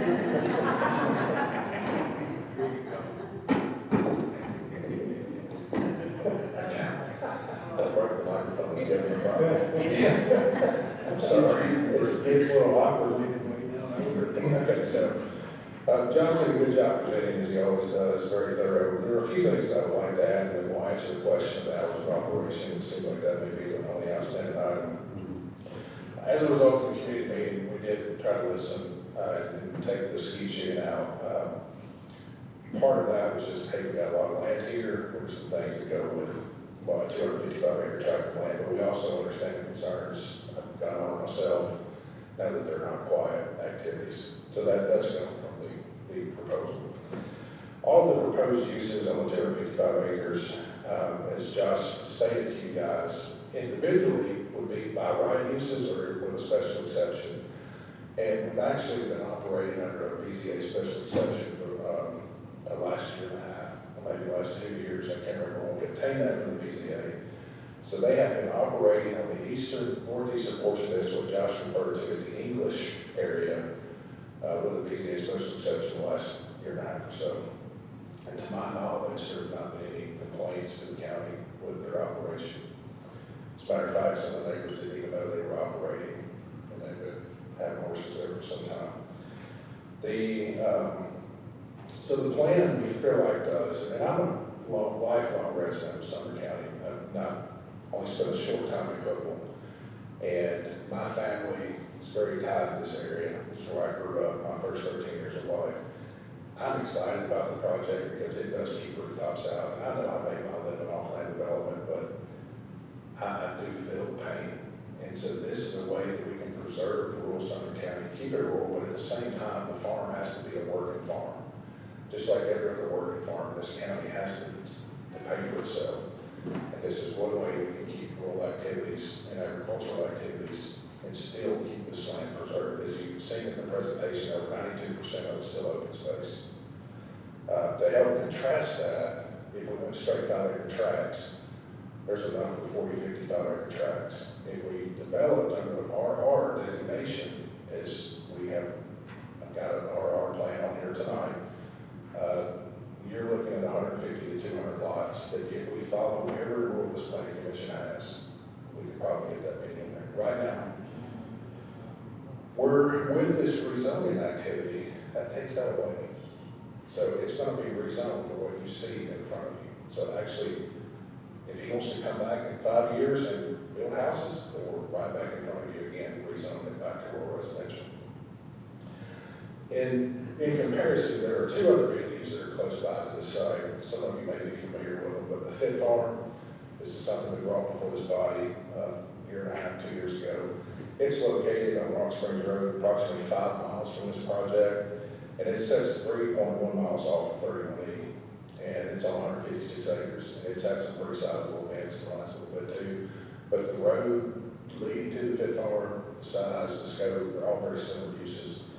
There's another venue called Rock Creek Farm. It's located on Dry Fork Creek Road, and it's 2.3 miles off the main road and located about 32 acres. So both of these venues are having similar uses. This one is the most agricultural use. This is the largest tract, and in addition, it's only located less than half a mile off of 31E. So what I'm trying to compare and contrast to is that these other venues are not having issues in this same community, that we feel like this is going to be a good fit too. That also lends itself, Josh, to one of the items of, is this needed? Is it viable? Well, there's 2 other right there. In addition to them being operational the last year and a half, that says we hope it's sustainable. Any business is a risk, but we hope it's sustainable. As to the hours of operation, I'll let Mark speak to that as to what their plan is. But in addition, I think Josh has alluded, told you guys there's a county noise ordinance. The planning commission has lighting standards that we'll all have to abide by. So, Mark, if you want to explain the hours of operation, I think that's the only last outstanding item, and then we'll answer the questions. To clarify, we don't have a noise ordinance, Mr. Chairman. We do have, what we have is performance standards for commercial uses. So there are some standards for noise related to commercial and industrial uses. Thanks, because I was going to ask. Just not not an ordinance, but there is a definition of decibels, or noise. You know, it goes up I think it's 90, 90. but I'll be At honest the with property line? you, at the property line, but I'll be quite honest with you, there's probably gonna be as much noise coming off the highway as what would trigger that decibel meter. So in place triggers on your ears, I'm gonna be honest about that. So what I'm getting at is what some might consider loud noise won't trigger that. So, Good afternoon, everybody. Right now, what we have tentatively penciled out operating hours as being different for each of the facilities and the time of year. So, for instance, the winery, which I think is probably the biggest concern, weekend hours will probably be around 11 in the morning till around 9 in the evening. Weekday hours will start later in the afternoon, probably opening around 4 and then closing around 8 or 9. But we will have to kind of experiment with that a little bit to see when the traffic is. But we do not expect it to be a late night venue. What was your full name? Mark Dumick. Dumick. Yes. The hunting area is to the northern side. So you said the hunting area? Yeah. Yes, Is that only open at certain times of year, I imagine? it would be. And is there, I haven't looked real closely, it looks like it's all just farmland or tree area.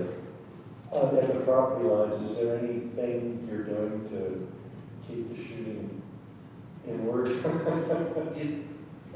I think, and Mark can correct me if I'm wrong, what we did with this tract being so large, the families operating it, we didn't want to give up some of their personal rights to use the property. So I think, and he can correct me, the hunting is more to make sure that he can still go hunting. If we need to take, and besides that, we just want to make sure that we're not giving up their right to use their land too, in conjunction with the commercial aspects of it. So if he still has a right to hunt his property, and that, we can take that verbiage out as long as he can still do that there. Oh, okay, well, I just wasn't sure if it was That's the public intent. hunting. Well, I mean, that's the intent, so, I mean, if he wants to invite friends and family to come enjoy their property, then we don't want him to lose that aspect of it, but, and that's why it's there. So if it's confusing, I understand, these are unique projects, as Josh said, and we don't have a long history of these types of things. So, just want to make sure his own personal use of the land is protected as well.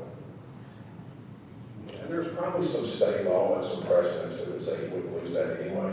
So if we need to take that verbiage out, then it would be disagreeable with that. Yeah, there's not gonna be a circumstance where we tell somebody they can't hunt on their own land. Yeah. That's not good. So, okay. Thank you very much, John. So if you have any other questions, we'll entertain those as well. Just quick, so, but you're not gonna go hunting while there's trail riding going on, right? no. No, like, okay, People that own the horses would kill me. just making sure. Any other questions for them? What is the verbiage actually, Josh, that is in here that talks about the hunting?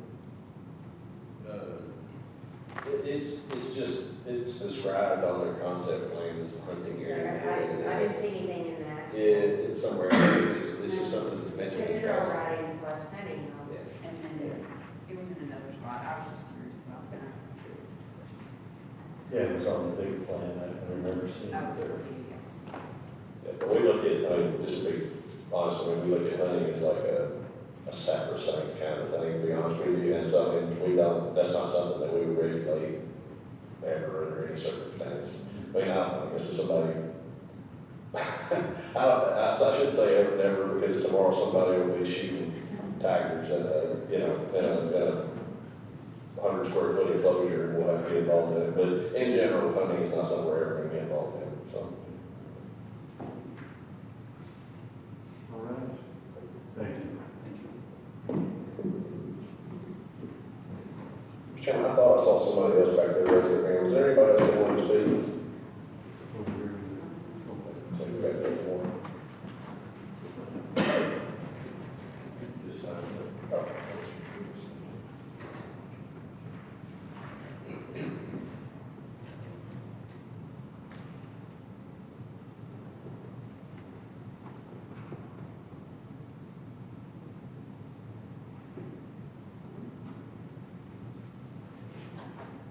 as a Sumner County resident, I can just say that. And I'm sorry, could you just name the Sure, address? I'm sorry. Matt LaGretta, resident of Hendersonville. And I can tell you, based on what we've seen in Hendersonville with the amount of building that's going on, and green spaces are something that's becoming very, very hard to find. And, you know, it leads to enjoyment.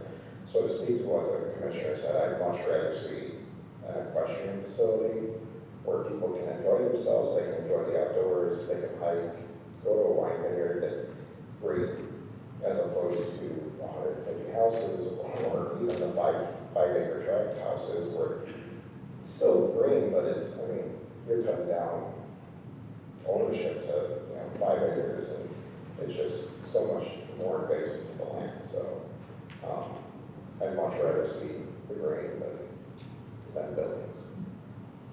So that's pretty much, I mean, it's getting hard to find. We're originally transplants from Illinois, and there's hardly any green. so that's about it. Thank you. So one other thing, is that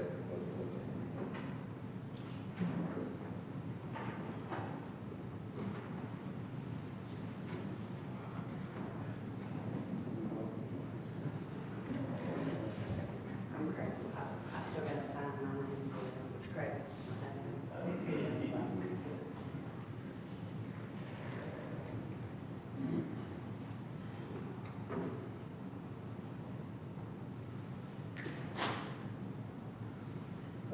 Your name and address? Tina, Sumner County. Oh, okay.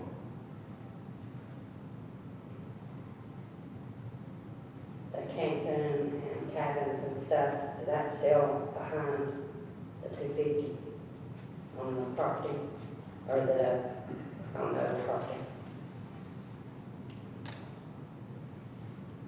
That's on the northern.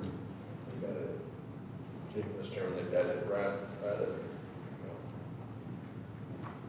Is it on Mount Vernon Road, is what I'm saying, right? no, ma'am, no, it's the Mount Vernon Road is down here. And so it looks like that camping area is up here a few thousand feet away. So what entrance are they gonna use, the 31 or Mount Vernon Road to go to that? And We would use Mount Vernon, that would be the most logical way to access it because of the topography. Because the road is heavy with traffic all the time.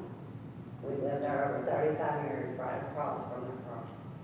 On Mountain Road. Yeah, we live right on the open 40-some acres across, and the traffic is awful. You never can get in and out of the end of the road, so many wrecks happen there. So it stays a lot of traffic.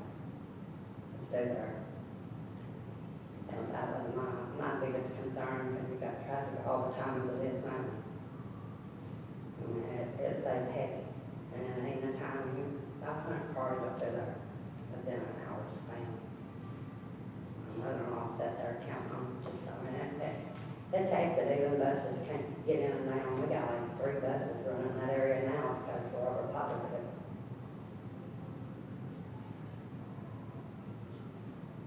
Josh, you thought there would be a flashing signal there? yes, We've sir. already got one. Oh, there's- They put something up before you get to the road, closer, that when you got a bridge coming from Galvin Way, and you still, we're still having wrecks like that, crazy. It takes you about o'clock in the evening trying to go to West One, it'll be 20 minutes trying to get out on that main road. To even get from, to go to the store or anything. And that's frustrating, because I'm now all hours of the day. 3 o'clock in the morning, I stay up 6, 7 o'clock in the morning. Sure. Traffic up there, 3 o'clock in the morning, through and racing. So it's heavy traffic. I would say the heaviest traffic is on 31 Eagle. I was up there today. Yeah, I go up there frequently. And I think Mount Vernon is a lot less traffic than 31 Eagles. And in Rose Fork, it's barely traveled at all. I was probably parked there for 5 minutes. I think 1 car passed.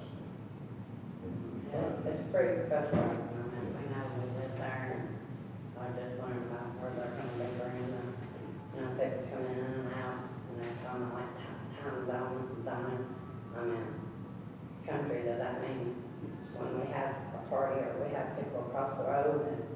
had to use this a lot, they have to come and play for us. We gotta shut down at 9 or 10 o'clock that night. Because, I mean, it's no noise ordering in the country. And we stay at 1 o'clock, 2 o'clock, and live band music, so. That's my question. So, Mr. Chairman, as far as the campground and that kind of stuff, the RVs or whatever they might have up there, I think when the time comes for them to pull a site plan for that work up there, I think we would probably take a close look at turn radius and that kind of stuff, and, you know, accessibility of those vehicles, on the driveway that they're gonna be using, right, I believe it's right here, that takes you up, that would take you up there. I'm sure they're gonna have to build some of those access. Yeah, and so that, we need to take a look at that whenever they pull a site plan, on some of that stuff, to grade some of that stuff in up there. Mr. Sutton, do you suppose that, I guess we could ask them to look at a wider shoulder that would be able to accommodate a full vehicle? Yes, sir, so, you know, when, you know, again, when they start pulling site plans, we get into the engineering of the site, you know, looking at that road, how wide it is. We've got lots of precedent on our side there's another venue that came on Tyree Springs Road, that the BZA and Planning Commission required them to widen the access road, and wanted it to be 20 feet wide, and some other things like that for emergency access. So there were certainly conversations about that there. Great. Thank you, we will definitely look at that when the time comes. Okay, so I guess we'll close comment time. I would just like to say, since I won't be voting, because I don't need to break a tie, I think this is exactly what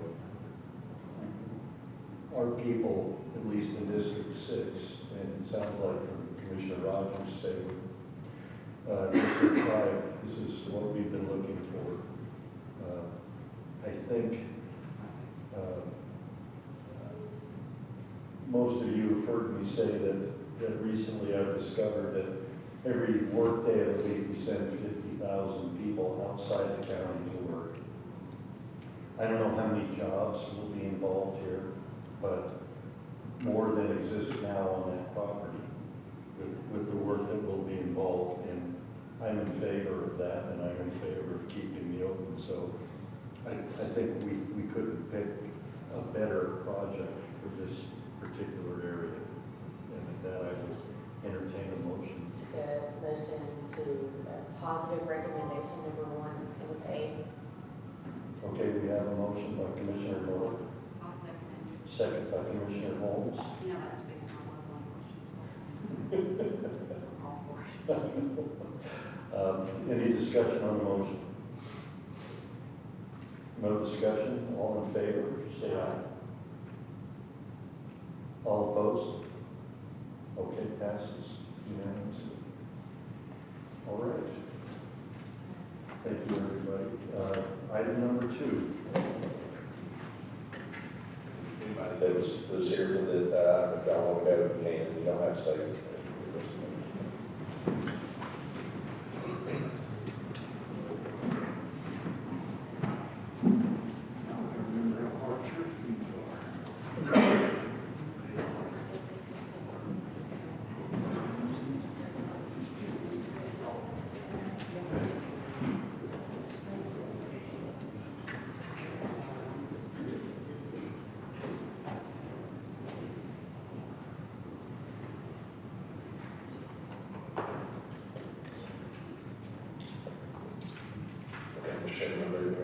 Go ahead.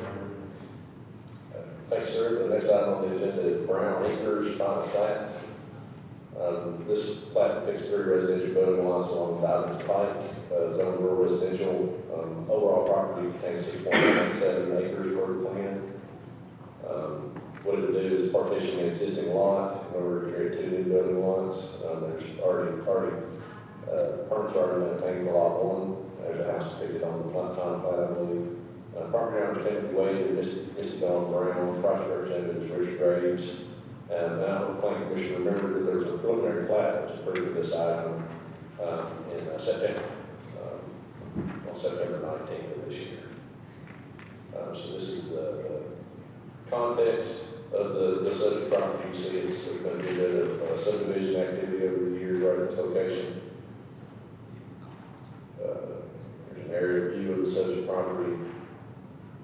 This is the preliminary plat that this body approved in September. And this is the final plat. I don't know if it's ever been on it, but again, you have lot 1 here, lot 2 is here, which also encompasses the house that has been permitted here. And then lot 3 is this lot. So all lots meet requirements as far as minimum lot size and width. This lot 2, if it was just a half acre bigger, it wouldn't need to be platted at all. But it was came in along with that. I believe the reason for the irregular shape is that they wanted to keep the pond area on the same line.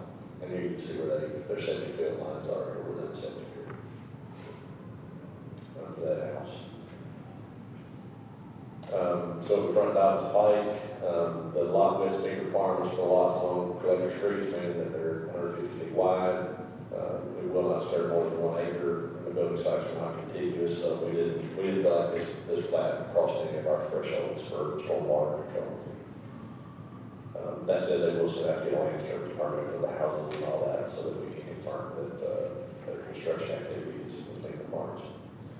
There's an 8-inch water line along the frontage for the plant, and all the lots are within 500 feet of a fire hydrant, which is a big part of the plat as well.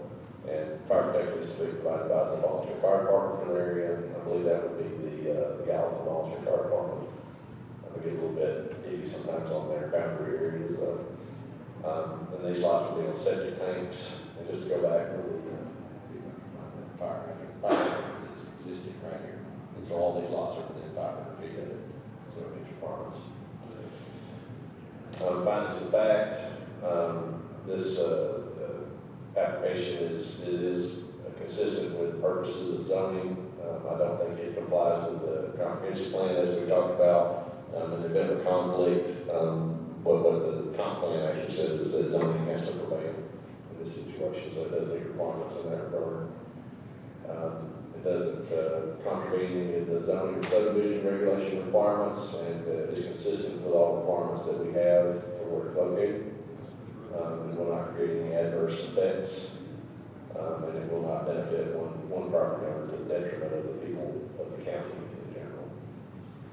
So next steps after this final plat is approved, it will need to be recorded, and so I would anticipate that Mr. Graves has got most of the signatures probably already. Once they get the rest of them, it will be brought to my office and I'll sign it, and once that happens, they can record the plat and the lots will be sold. So, Mr. Chairman, there's example motions on the screen to approve this with the condition that they just get signatures he has to get to deny it. If it was denied, you need the site-specific areas of non-compliance or to defer it if you need additional information. Mr. Graves is in attendance here this evening.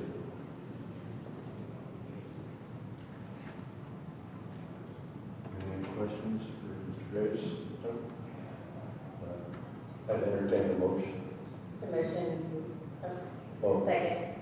Okay, approval by Mr. Williams and Commissioner Miller, seconded. Any discussion on the motion?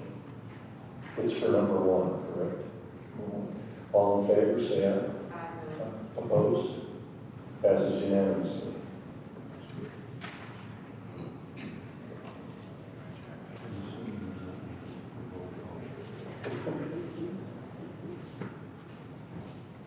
Okay, item number 3, Mr. Sumner. Yes, sir. This next item is the retreat at Norman Farm, phase 4, final plat. Mr. Chairman, this phase of the development contains 63 lots. Current zoning is plan unit development. So there is an overall plan for this project that was approved back in 2018 by the County Commission. This is located within the Hendersonville urban growth boundary. White House Utility District provides water and sewer service for the area for this property. The owner is Jones Company LLC. It was designed by CSDD, Site Design Group. Preliminary master development plan was approved by the County Commission in 2019. I think that actually was 2018. I think I have a typo, but I may be confused there. But at any rate, it was approved around that time. Preliminary plat and construction plans for phases 3 and 4 were approved by the planning commission on May 24th, 2022. And so, basically, Mr. Chairman, this is a fully vested project. It complies with the master development plan. The lots are where they're shown to be on the master plan that was approved by the county commission. And it complies with the approved preliminary plat and the approved construction plans. And as such, it is a vested project per the Tennessee Vested Property Rights Act. This is the subject property, an old area of it, obviously back before the construction got underway. This is the phasing plan that was turned in. And phasing is done as part of that to tell when they get one of these approved, how they're going to phase the project. And so this is phase 4 right here. And so with this project, this phase of the project, due to some of the vagaries of sewer issues and that kind of thing with White House, a little bit contradictory, but phase 4, once it's done, all that will remain is phase 3D. So that's government stuff for you, I guess, but that'll be this back half back here will be what remains once this is approved. Because phase 3A was approved a while back. So this is phase 4. Again, that preliminary plat for phases 3 and 4 with the full set of construction plans was approved a while ago, back in 2022 by the planning commission. This is phase 3A final plat here. I asked them why they didn't do phase 3B next, but there's some issue with the way the sewer has to be run, it's causing them to have to do phase 4 first. I understand. And nothing disallowed about that, it just thought I'd point out. And this is the phase 4 final plat, as you can see here, with lots that are proposed. And down below it here is all common open space. There we go.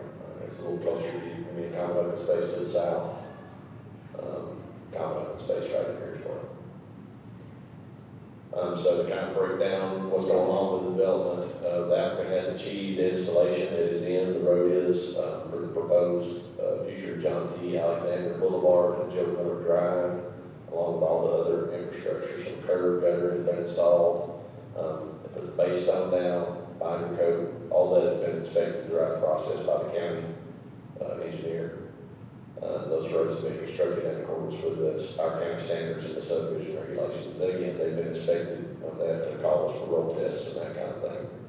So we can approve those. So each step of the way is inspected. We will require as-built for the drainage infrastructure on site prior to the recording of the final plat. They have posted surety with us in the amount of $309,500 for all remaining infrastructure. And so that entails final coat of asphalt. There's some trail stuff that needs to be done in phase 4 in the big open space area on the east side of the project. What Mr. Boley, the county engineer, does is he rounds everything up in phase and looks at anything that could or might need to be done, and he requires the applicant to post surety on that. So he provides them an amount, and they send us a surety, and we got it today. So that has been addressed. At the entitlement phase of this development, the developer committed to paying the county about, I think it's $1,250 per lot overall, as the county can use at its discretion for transportation projects anywhere in the general vicinity of the project. That amounted to $250,000 or $260,000, I believe, right in there.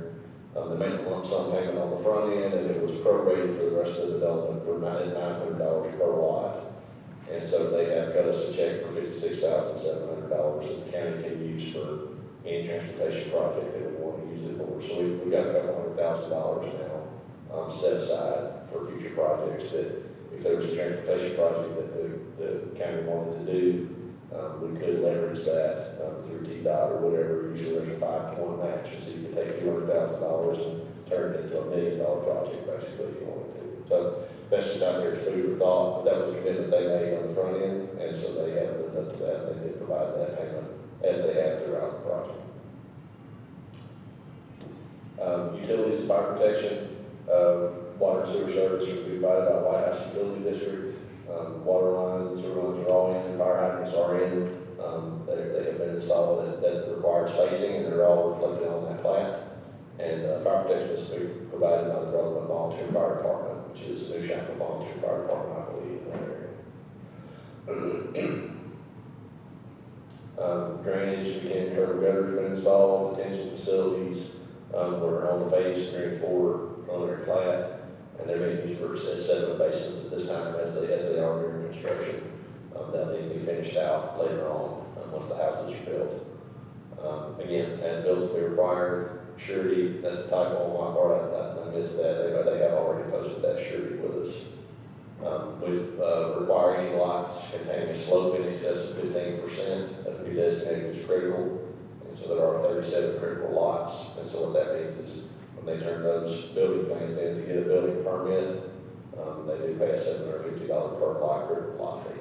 So that'll be about $27,000 in review fees that will get there on those lots. And those lots all have to be reviewed and approved by the county engineer prior to issuance of a building permit. This is just a sheet from the approved preliminary plat.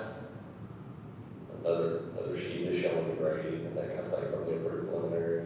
Comp plan shows this in the suburban place type. It's on the border of suburban and a mixed use kind of area that was talked about in the plan. Here, as I mentioned, the developer has gone in and got the road in. All that remains is the top coat of asphalt, which obviously they don't do that until the houses are done because you don't want to do it now because it'll get destroyed during construction. Obviously, also as well, that surety that's posted is we require any road failures to be patched and repaired, dug out, patched and repaired as well. You see manholes here for sewer, that kind of stuff. That's all White House's jurisdiction.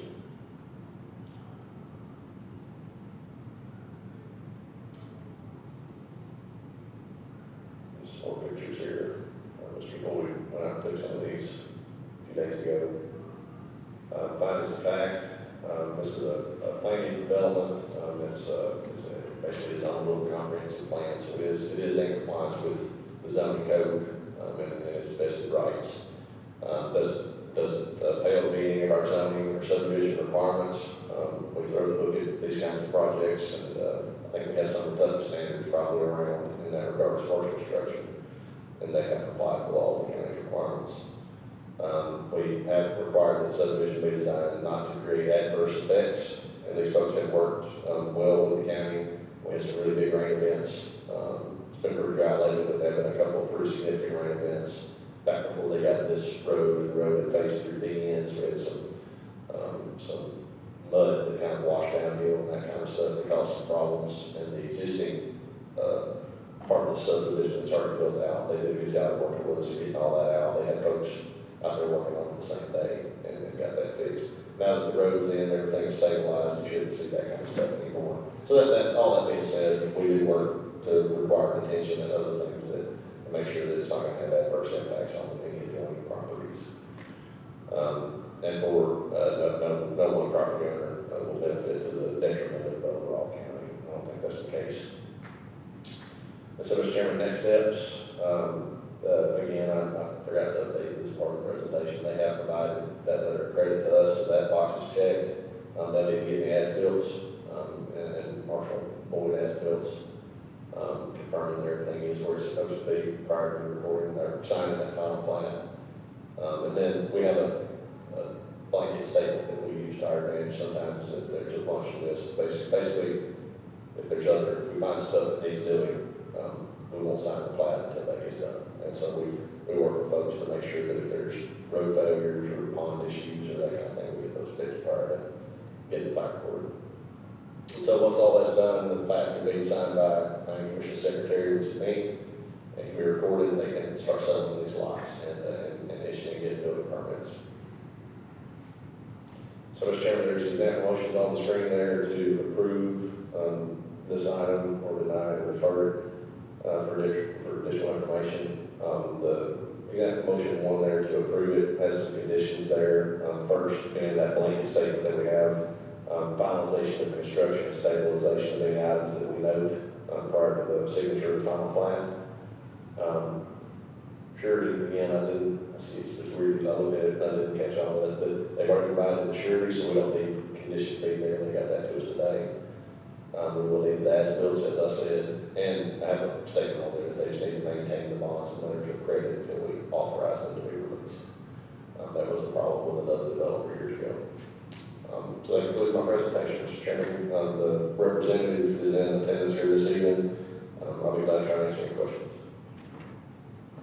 Question from Commissioner I'd Holmes. like to make a motion to discuss.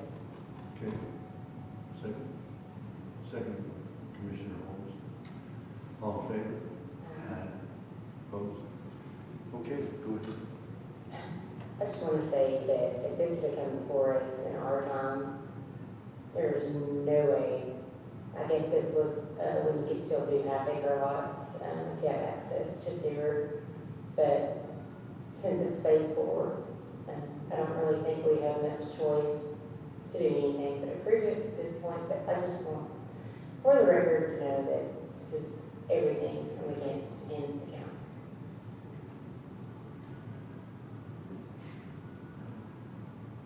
Okay. I have a question, Judge. I was a little confused. Is phase 3 yet to be done? Phase 3A is done, and the final plan has been recorded, and they sold most of the lots at this point, right, full building permits on it. For sewer issues, is what I was explaining to me, they need to go ahead and get phase 4 recorded, and once this is done, they'll come back with phase 3B, which will be the last lots in the development. And just for the knowledge of all of us on the commission. Oh, Sorry, for all of us on the commission, because I'm a little confused, where did the $200,000 for the road, or was that just a contribution the builder wanted to make? Yes. Okay, So when this came in, this didn't come under the half-acre provisions that were on the books. What this was a straight, it was a rezoning. So it was a rezoning planning and development where they presented a master plan to the county commission, planning commission, county commission at the time. When they came in, as part of the arrangement, what they did was they widened Anderson Road and Jones Lane. Both of those roads were widened along the frontage.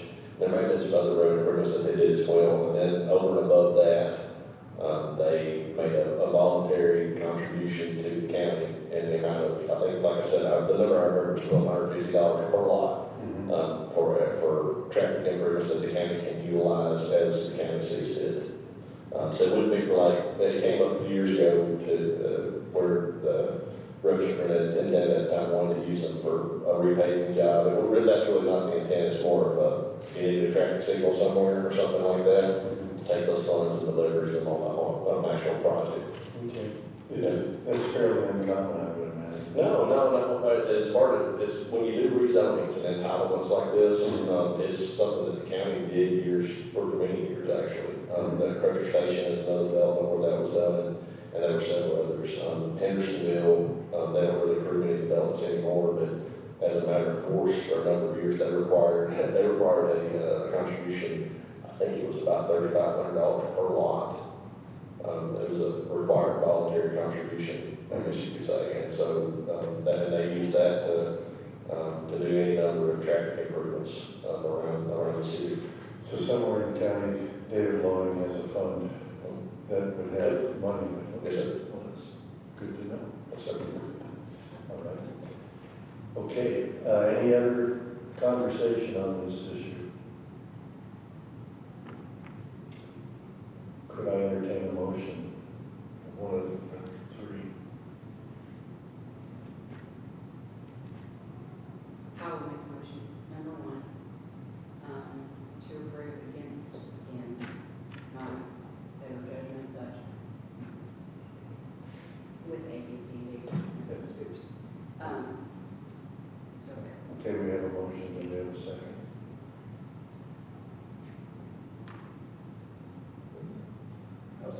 You'll second it. Second by Commissioner Williams. All in favor? Aye. Opposed? Passes unanimously.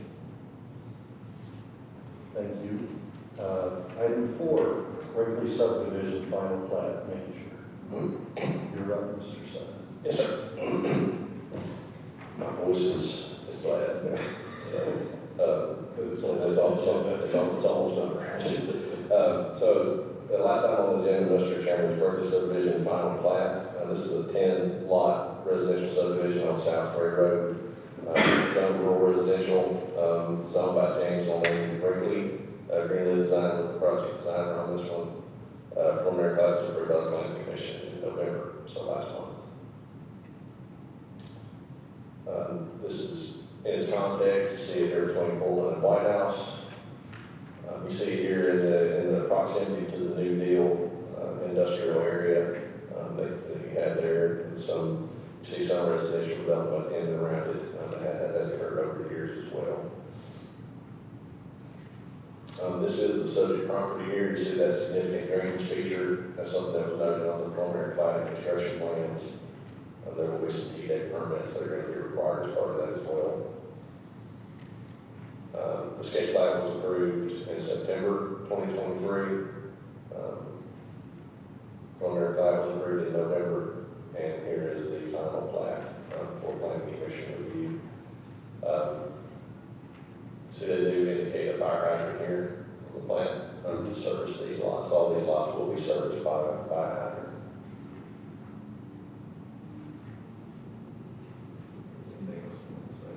South Ferry Road has a 18 or 19 foot pavement width, I believe, as well in this location. Water is provided by White House Utilities here. There's a 6-inch water line along the road frontage. Again, there's a hydrant in place, an additional hydrant is also shown there. That's all, I think it's off to the west. And fire protection is to be provided by the volunteer fire department. They do have adequate right-of-way shown dedicated, lot widths appear to meet requirements. They have turned in construction, erosion prevention set of control plans, drainage plans, and economic calculations for this project. This will require notice of coverage from TDEC in order for the county to issue any building permits on this lot, zoning permits. There will be a stream determination as well for that drainage feature coming out of that pond. They know this, they're working on that. Several of these lots are designated as critical lots due to the presence of significant drainage features. And so that's indicated on the, probably a little bit difficult or impossible to see up there. But these lots all have stars next to them that contain this drainage feature. And the reason for that is that they will be pretty tight when you start trying to put houses in there. And so we're going to want very detailed plans to make sure they don't encroach in this creek buffer that's required right here.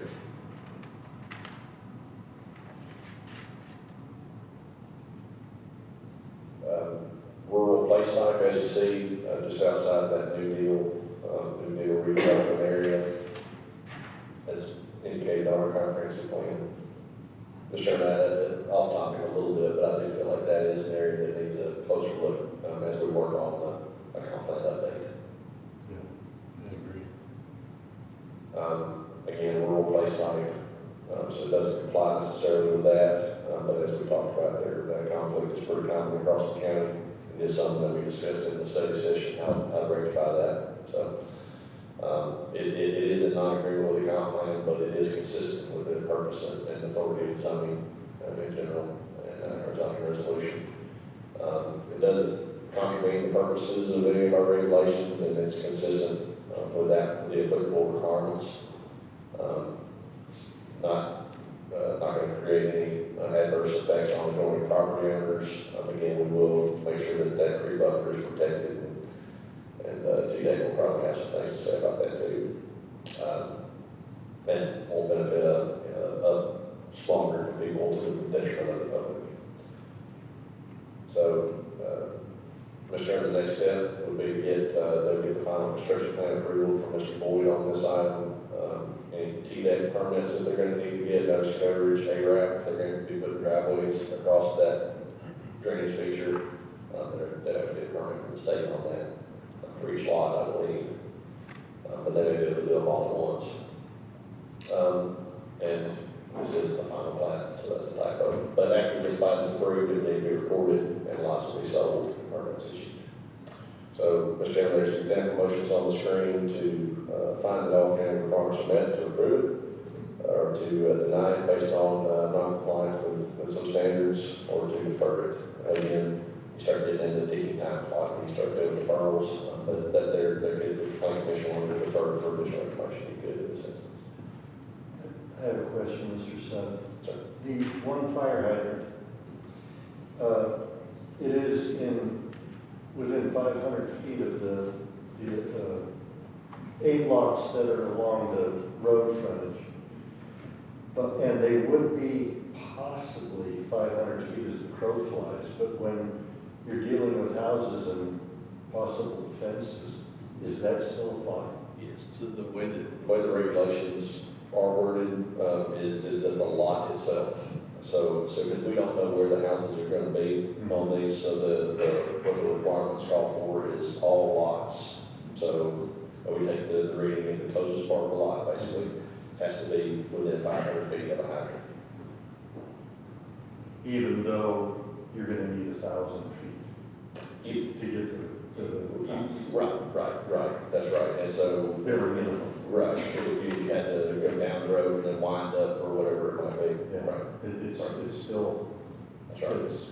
Yes, sir, as long as the lot is within 500 feet, that's our requirement. Because again, in the county, figuring out that house location on the front end is, I'm not gonna say it's impossible, but it would not really be productive because they're not changing the money. Yeah, feels like it's cheating a little bit. Okay. Those are the rules. Okay. Chair, Yeah, I think we need to make a motion to discuss. oh, So I would like to make that motion to discuss. and motion by Commissioner Miller, second by Commissioner Holmes. And I'd like to get to, Okay, Commissioner Miller, go ahead. did they change the name of this? Yeah, I think I forgot to mention that. So it was What was it, Clarissa? Claire Brook or something? Claire Brook, that's right, Claire Brook. So when it had one particular name, that sketch, it's a pet peeve of ours, I'm sorry I didn't mention it. So I think it was Claire Brook. Claire Brook at the sketch. It was something else initially though, wasn't it? It was South Ray Road. Originally, lots. it was the road name, and you said, you don't want the road name.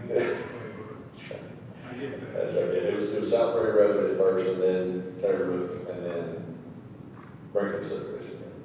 Yeah. It makes for an administrative, challenge, but it's not allowed, so. It's just confusing. I agree, this one. We suffer too from it. I think Most of the time that comes from the property owner changing their mind, if I was going to guess.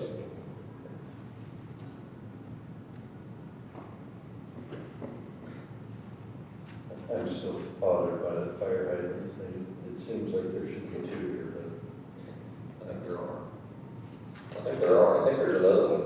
And where's that other fire hydrant at? There's another one that's there already, isn't there? Yes, there's at least one existing one, we're proposing the second one, the vacancy in there, but it does meet the requirements. So I don't disagree with Commissioner Klein, but this 500 feet from the lot line is pretty much what the county standard for, as long as I've been Yeah. practice. I just know I know how hard it is for the volunteer fire. In this scenario right here, if you require more fire hydrants, there's pressure, and flow there in this case. The pressure is what? There is pressure and flow here Yeah. in this part of the county. Yeah. Okay. Where is that site, that existing fire hydrant?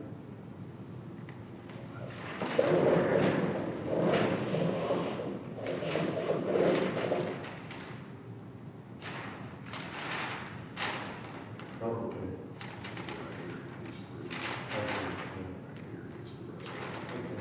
Oh, yeah, that would definitely.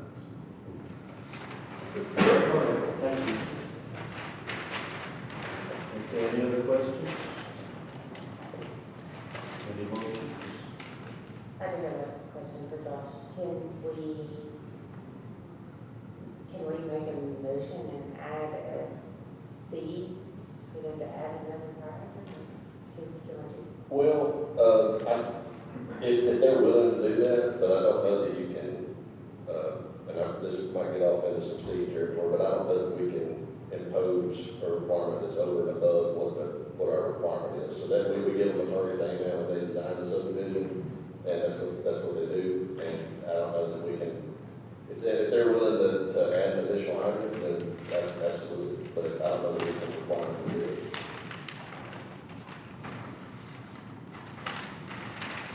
There's nothing magic about the location when they're putting it on. Just move it in. I would say move it closer to that drive to lot 9. Yeah. So, his point, Mr. Leaf, is that you got a hydrant there. Can that hydrant, other hydrant, just not be moved a little further down? Did the White House require that to be placed there? No, it's not White House requirements. White House doesn't comment on fire hydrants. That's an individual. So Hendersonville's got a standard, Galveston's got a standard, the county's got a standard, White House does, White House City. So White House Utility District does not determine the spacing of hydrants. Your fire district or your municipality determines that. The county's is 500 feet spacing, so we probably could, the reason it's right there is on a lot line, and not impact any driveway locations, but we could move a lot line down. That makes, there's no. Because then you have a hydrant here, right? Is it right There's here? one there, And then there's one right here, and then you definitely get everybody. then that's probably a more logical location, so we can move it down. That would be That great. spaces it more evenly. Yeah. Okay. Yeah, you can do that. That'd be Yeah, great. if you want us to just work with Josh and Marshall on the best location, I'm happy with it, because it doesn't affect the project one way or the other.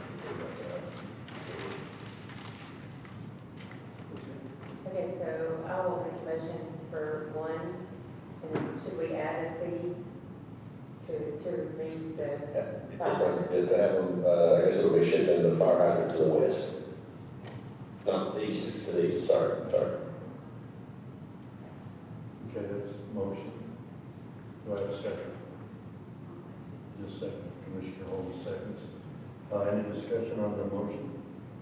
All in favor, say aye. Opposed? Passes unanimously. We won't be, Mr. Chairman, the last thing we had was just our summary of administrative approvals. I show these every month, just to show these things that don't normally come to the planning commission. I want to make sure that everybody gets them in the package so you know what we're working on. And here they are. There were 5 of them that got signed off on in the past month. They've been submitted, most of them sometime prior to that, and then got the final signature recorded by the office. That's all I had. I don't really have much of an update. I think we talked about during the study session, but if there are questions about any of that stuff, I'll be glad to answer. Any questions for Mr. Sutton? And we have one motion. Motion to adjourn. Second by Commissioner Holmes. All in favor? Aye. Passes unanimously. Thank you all. Great job.